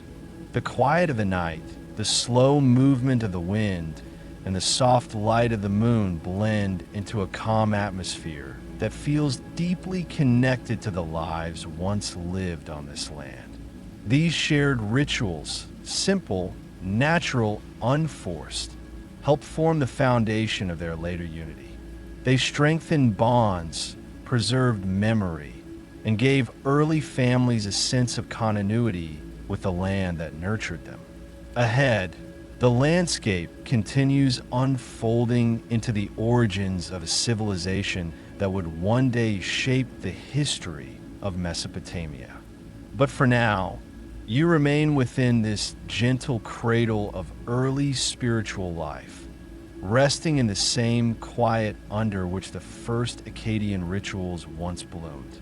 As you continue walking across the ancient landscape, a new layer of early Akkadian life begins to reveal itself, one that does not emerge through grand monuments or written laws, but through faint organizational traces scattered gently across the plains. These traces reflect the early steps towards something larger than simple community life, the first quiet emergence of leadership, guidance, and shared direction. Long before the rise of kings or formal administration, early Akkadian groups began developing natural structures of influence that helped unify their growing world. These traces still linger in the land, softened by centuries, but preserved in patterns that the moonlight gently makes visible. The ground beneath your feet feels broader and more open, as though the land itself is giving space to the idea of early governance. The soil remains compacted by countless footsteps moving along familiar routes, but the patterns now seem more directed, more intentional, guided by paths that show clearer flow between important communal areas. The moonlight glides over these paths, tracing long, soft curves that reveal how early families move together in predictable rhythms, guided by a sense of collective purpose. To your right, the land rises slowly into a shallow hill whose top has been subtly flattened. This soft plateau may have served as an early meeting place where respected elders or community guides stood during gatherings. The edges of the plateau carry faint depressions that align in long arcs, suggesting that groups of families once stood or sat together in ordered rows. While no structures remain, the gentle organization of the ground implies moments when early voices guided discussions, mediated decisions, or shared knowledge passed through generations. As you ascend this hill, the wind grows softer and more deliberate in its movement, flowing across the plateau with a calm steadiness that mirrors the quiet intentions of early community gatherings. The soil beneath your feet becomes finer in texture, shaped by repeated use during seasons when families gather to align their activities. Harvest schedules, irrigation plans, and shared responsibilities that required cooperation rather than authority. These gatherings were not controlled by a single figure, but shaped through consensus, with influence passed to those who understood the cycles of the land, the behavior of the rivers, or the patterns of the sky. Standing at the crest of the plateau, the landscape stretches beneath the moonlight in quiet, organized patterns. Faint lines indicating the boundaries of early fields extend outward like delicate threads connecting one settlement to another. Soft depressions where structures once stood form clusters that overlap gently, showing how groups gradually combined their resources and chose to live in greater proximity. The whole scene carries the feeling of a land slowly finding its rhythm, a quiet, shared heartbeat that echoed across the plains long before larger cities emerged. Descending the plateau, the land slopes into a gently contoured region where the soil carries traces of early administrative activity. The ground here appears more intentionally shaped. Long, rectangular impressions lie parallel to one another, forming a corridor of open spaces that may have once housed early storage buildings. Such structures were essential for shared decision-making, as they held grain reserves, tools, and seasonal supplies distributed among families. Even though the buildings themselves dissolved long ago, the soil still remembers their presence through faint outlines that shimmer softly under the moon. Moving along this corridor, you sense a deeper stillness in the air. The wind moves with slower rhythm, brushing the grasses in gentle, unhurried waves. The night feels calm, almost meditative, as though the land itself carries the memory of repeated gatherings where early leaders guided the flow of resources, ensuring that each family had enough for the season, that no single group held more than its share, and that the growing community remained balanced and cohesive. To your left, a subtle pattern of stone placements emerges, small stones arranged in long, slightly curved lines. These lines may have formed early boundaries for ceremonial areas or designated spaces where elders discussed matters affecting multiple villages. The stones, worn by centuries of shifting soil, still hold a sense of intentional placement, as though early hands arranged them with quiet care. The moonlight reflects off their surfaces, highlighting their soft shapes and helping you sense the structure of this early space. Beyond the stones lies a broad, gently rising platform where the soil is especially smooth and compact. This platform may have served as an early central forum, an unroofed meeting ground where matters of the region were discussed openly. The faint circular impressions near its edges indicate places where families once stood during larger gatherings.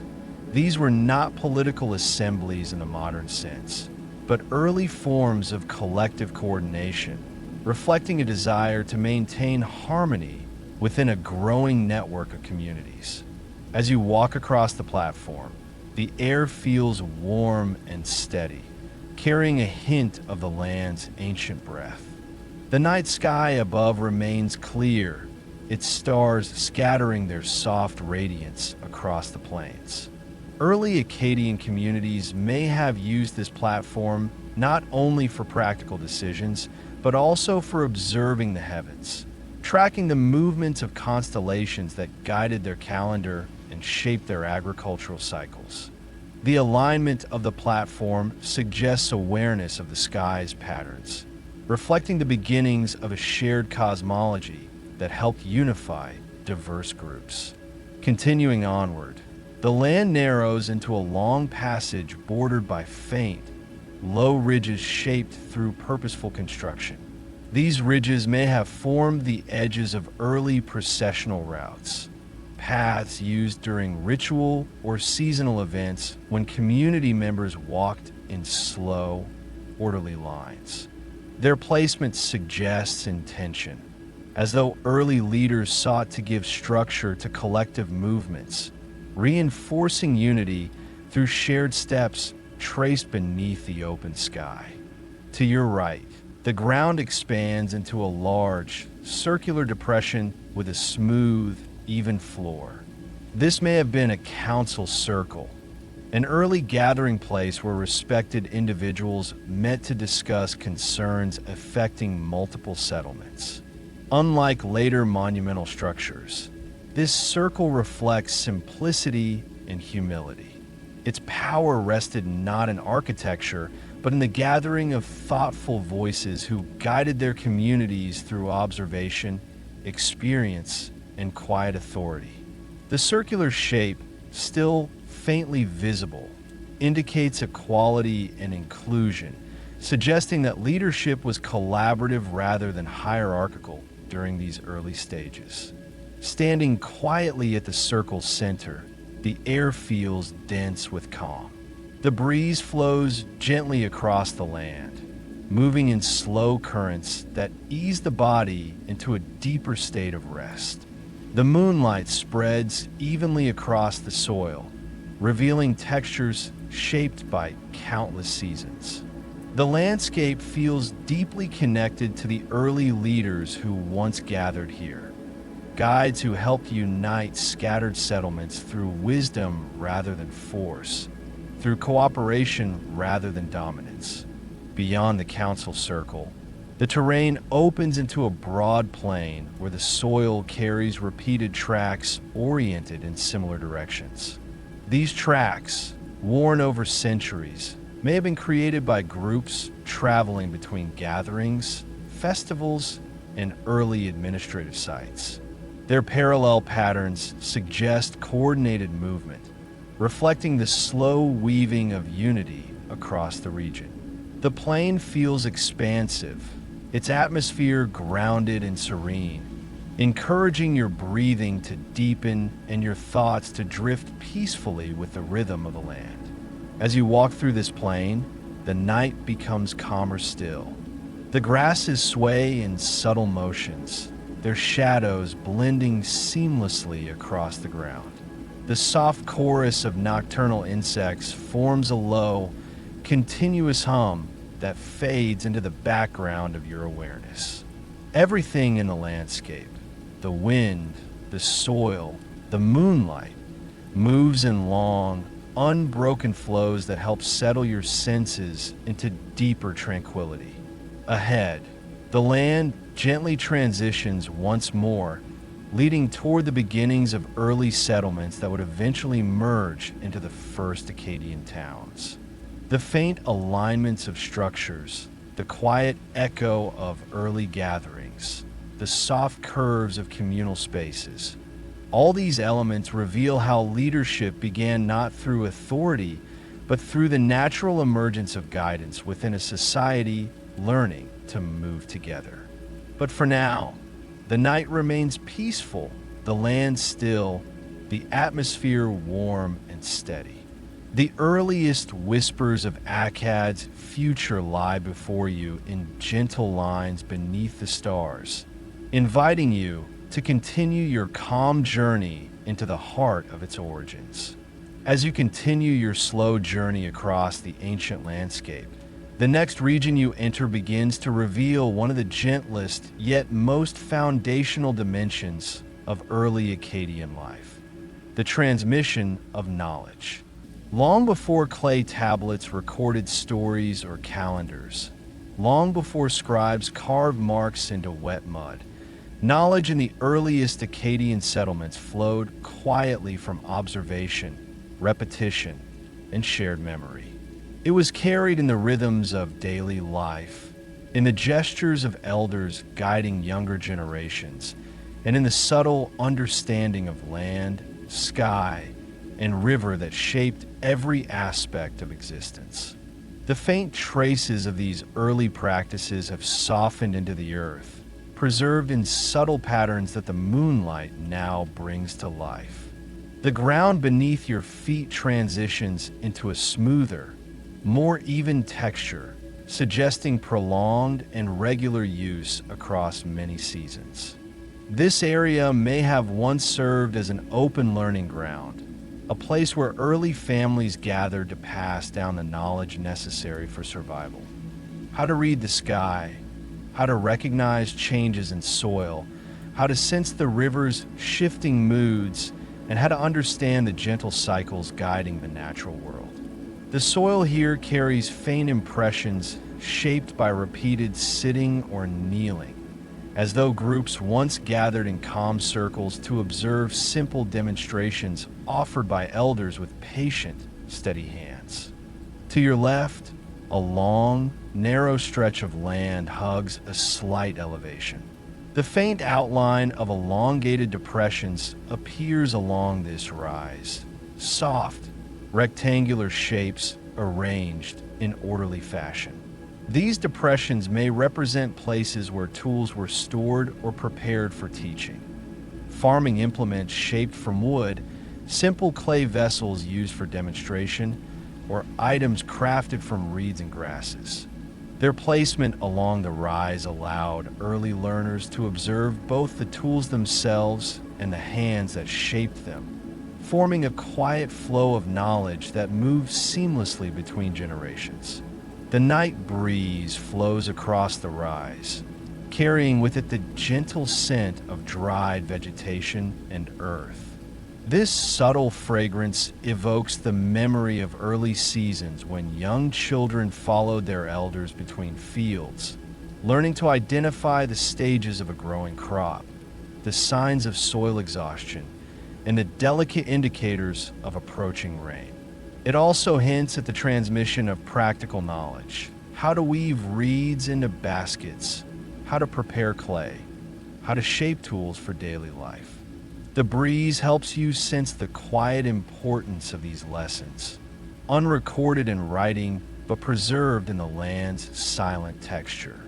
Beyond the rise, the terrain opens into a broad, shallow field where the soil carries small, circular impressions scattered in gentle clusters. These impressions may reflect early gatherings where storytelling played an essential role in preserving memory. Though early Akkadian culture would later produce some of the world's earliest written myths and epics, the foundation of their narrative traditions began here, in open spaces where elders shared stories under the night sky. These stories were not only entertainment.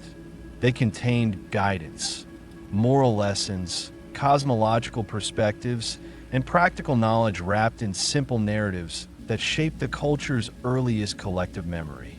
Walking through this field, the night air feels warm and still, as though holding traces of countless voices that once spoke softly here.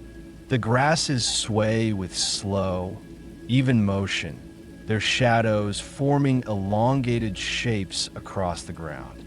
The combination of sound, movement, and moonlight creates a soothing harmony that nurtures a deep sense of calm. The environment seems purposefully shaped to support the act of listening, reflecting how early knowledge was absorbed not in isolation, but in gentle community circles beneath stars that carried their own silent stories. To your right, the landscape shifts into a series of soft, terraced slopes.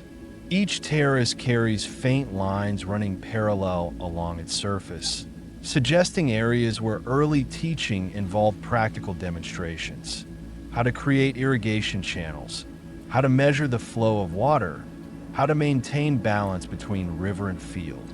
The terrace's gentle steps allowed groups to observe from above, ensuring that knowledge was passed down through direct observation.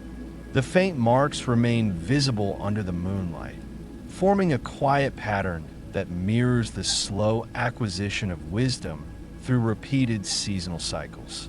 As you move across the terraces, the wind becomes quieter, as though respecting the stillness of the space. The grasses move with almost imperceptible motions, and the distant hum of insects blends into a tranquil background. This calm atmosphere supports the sense that early knowledge was not rushed or forced.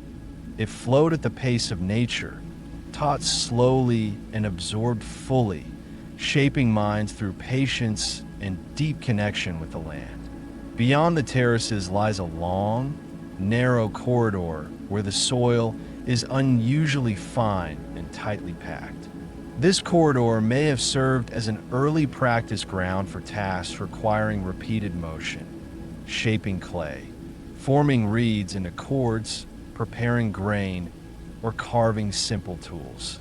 The soil's smoothness reflects prolonged activity, shaped by countless hands repeating slow, consistent movements. These repeated motions, performed in concentrated spaces, carried knowledge through muscle memory as much as through spoken instruction. Following the corridor, you reach a wide, circular depression shaped more distinctly than previous gathering spaces. This circular area may have been used for larger learning events or simple demonstrations that involve entire households or multiple villages. Its edges form gentle slopes, allowing observers to sit along its perimeter while watching those at the center demonstrate important techniques or share essential seasonal guidance. The circle's surface is smoother than the surrounding land, suggesting that it supported regular use across many generations. Standing near the center of this depression, the atmosphere deepens into something almost meditative. The stillness of the air, the soft glow of the moon, and the faint shadows across the circular boundary create a sense of timelessness. Early Akkadian families may have gathered here to learn about the phases of the moon, the arrangement of stars, and the timing of seasonal floods. Their knowledge of the sky was practical, rooted in the cycles that governed their survival. This space may have been where younger generations learned to watch the heavens with attentive eyes, developing an early form of astronomical awareness long before the first cuneiform symbols recorded these observations. Moving beyond the circular depression, the land slopes toward a more intimate setting, a shallow, sheltered bowl of earth where the soil is remarkably fine and dark. This sheltered area may have served as a place for more private forms of learning, where individuals practice skills under the guidance of a single elder rather than in groups. The soil here holds faint impressions shaped by kneeling, leaning, and slow movements of hands working with small tools. This secluded basin reflects the deeply personal aspect of learning, where knowledge passed quietly from one person to another, strengthening bonds between generations. The wind shifts gently across this area, carrying a subtle, cool breath that settles softly into the basin.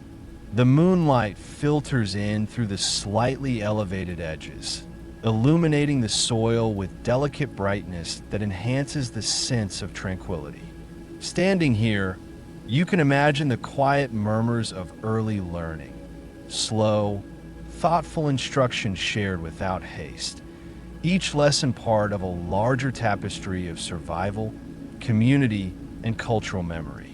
Beyond the basin, the land rises once more into a long, softly rounded ridge. The top of this ridge carries faint, repeating marks arranged in parallel rows. These marks may have been created during early training sessions involving measurement, surveying, or preparation of land for communal use. Their repeated pattern hints at deliberate practice rather than accidental formation. Early Akkadian groups likely trained younger generations in essential skills such as allocating field boundaries, estimating yield, and maintaining shared irrigation networks. These skills formed the basis of coordinated living long before larger cities emerged. The ridge offers a quiet vantage point over the surrounding landscape. Under the moonlight, the plain seemed to flow gently toward every direction, reflecting the interconnectedness of early settlements and the knowledge that passed between them. The soft outlines of gathering circles, terraces, corridors, and dwellings combined to form a serene mosaic of learning shaped by the land itself. As you stand on this ridge, the night air brushes lightly against your skin, carrying with it the sense that early Akkadian knowledge was as much about observation and patience as it was about instruction. The land, the sky, and the rivers were the teachers, and communities learned by moving with their rhythms, adapting to their cycles, and passing this quiet wisdom forward. Ahead lies the next layer of the Akkadian story, where learning, trade, unity, and ritual slowly merge into the foundations of what would become the First Empire. But for now, the night remains deeply peaceful, and the land holds the quiet memory of knowledge shared in silence beneath ancient stars. As you move into the final expanse of this ancient landscape, the ground beneath the moonlight begins to reveal a broader, more cohesive picture of early Akkadian life. Here, in this wide and open region, the traces scattered across the plains merge into something larger than individual settlements, rituals, or paths. What emerges is the early shape of a shared identity, formed slowly through countless seasons, shaped by cooperation, bound by memory, and nurtured through the land's patient rhythms. These early threads of identity were subtle, delicate, and deeply rooted in the natural world, and the landscape still carries their faint, enduring imprint. The earth beneath your feet becomes smoother and more unified, as though generations of footsteps from different regions gradually blended into a single, continuous flow. This smoothness reflects the early merging of customs and practices that once differ between settlements. Families migrating along shared pathways, trade routes connecting distant clusters of dwellings, seasonal gatherings that brought entire communities together, all contributed to the slow weaving of identity that would eventually bind the Akkadian world. To your left, the land widens into a large, flattened expanse, faintly marked by irregular clusters of depressions. These impressions suggest early communal events that brought together families from far-reaching areas. The soil here holds overlapping traces of countless gatherings, seasonal celebrations, harvest festivals, and quiet inter-village meetings that strengthen social bonds. The soft wind moves across this expanse with a gentle consistency, carrying with it the faint echo of these long-forgotten moments when diverse groups came together beneath the open sky. The moonlight glides over the ground, revealing faint lines that radiate outward from the center of the expanse like delicate spokes. These lines may have been early pathways shaped naturally over time as families approach the gathering space from different directions. Although nearly erased by centuries of wind and shifting sand, their alignment suggests repeated movement in a coordinated pattern, reflecting a shared understanding of the land and a quiet desire for unity. Walking farther, the terrain transitions into a more textured region where soft ridges and shallow troughs create gentle undulations across the plains. These natural variations in the landscape help define the boundaries of early cultural regions, shaping how people moved, settled, and interacted. The ridges served as markers, guiding families toward central meeting points, while the troughs provided sheltered pathways protected from harsh seasonal winds.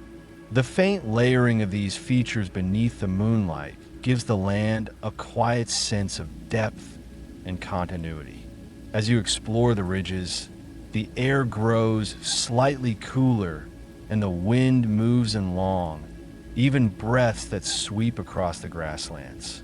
The sound of the breeze forms a steady, comforting hum that blends seamlessly with the distant chorus of nocturnal insects. The land feels deeply peaceful, as though carrying the weightless memory of countless cycles of life, lived in harmony with these natural rhythms. This peacefulness reflects the early Akkadian understanding of identity, not as something separate from the landscape, but as something born directly out of it. To your right, the ground rises toward a long, narrow elevation where subtle patterns appear beneath the grass. These patterns form elongated shapes arranged in soft parallel lines. Their gentle structure suggests areas where early communities practiced coordinated activities, preparing communal fields, shaping irrigation routes, or organizing seasonal tasks that required cooperation across multiple settlements.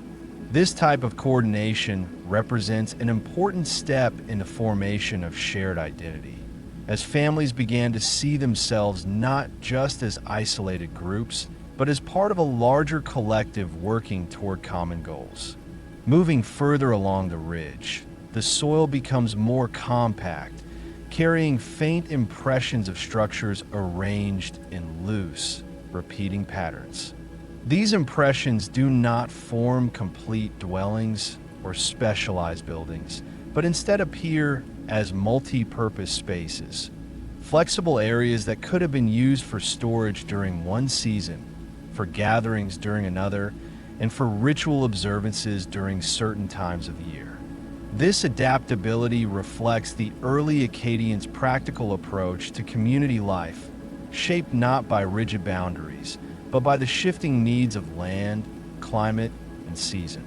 Beyond the ridge, the landscape opens into a large crescent-shaped plain whose curvature creates a natural sense of enclosure. The soil here is smoother than in previous regions, as though shaped by large, gentle movements repeated for generations. This area may have served as an early focal point for regional unity, a place where communities from different directions converge to reaffirm ties, observe natural cycles, or mark significant moments in their shared history.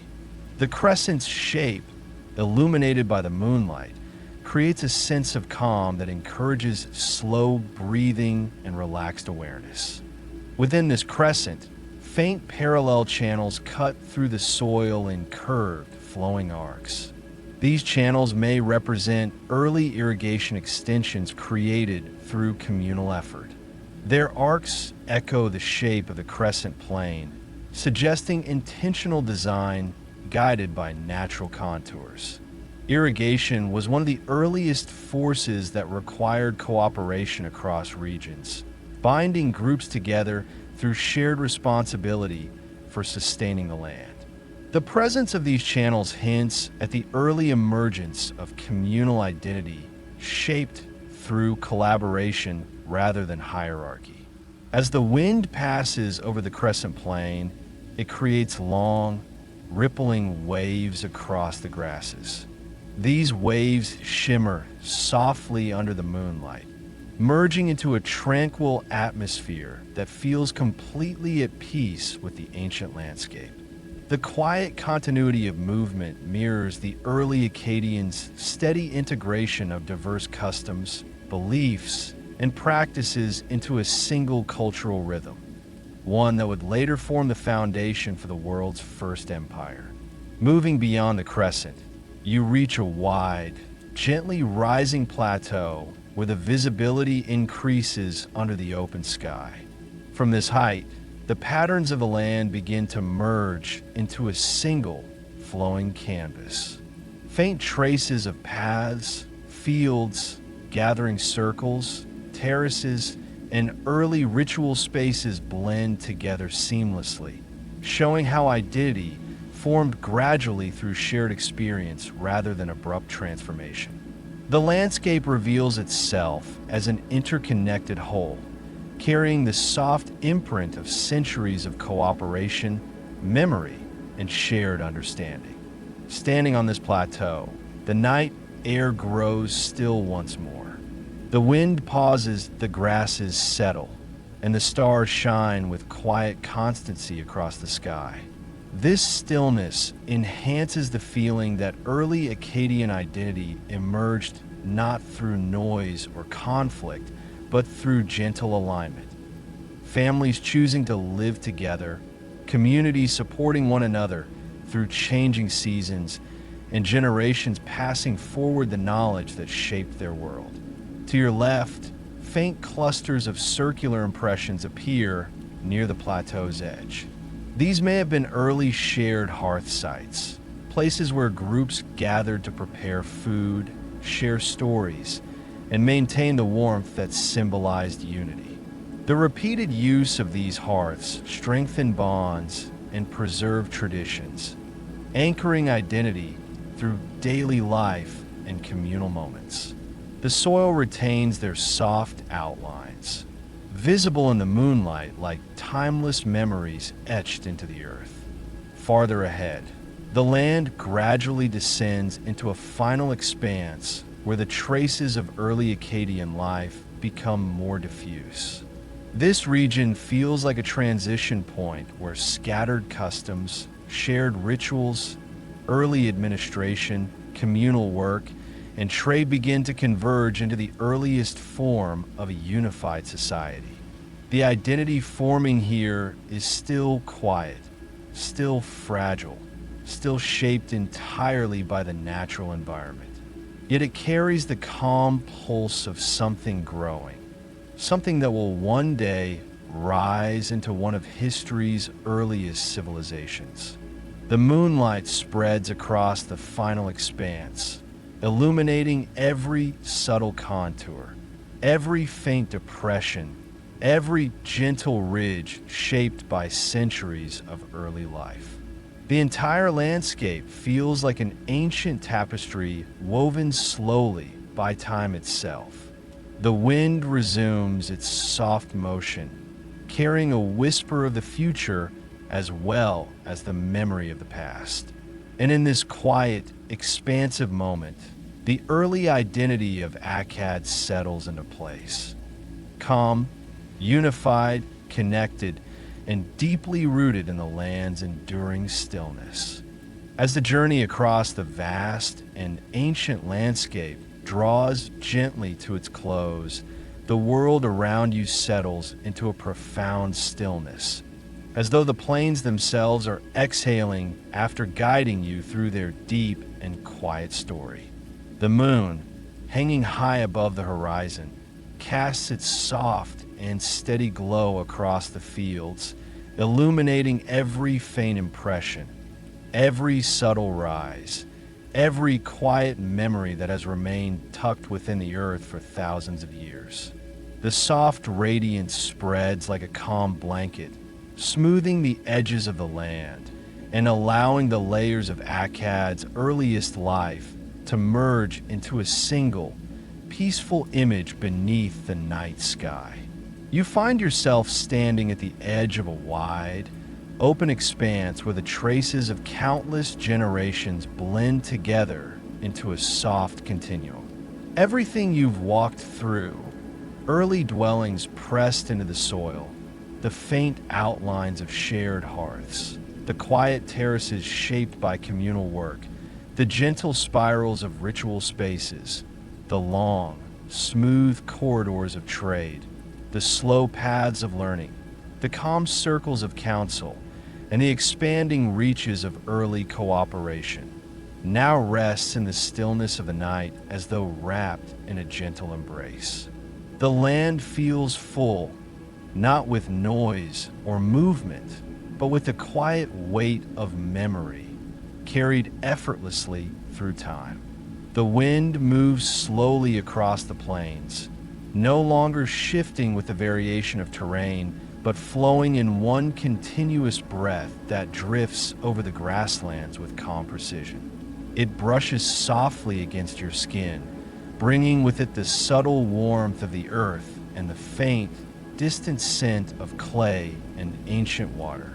This air feels timeless, unchanged by centuries, connected directly to the breaths taken by the people who once shaped their lives here with patience, cooperation, and deep awareness of the land's rhythms.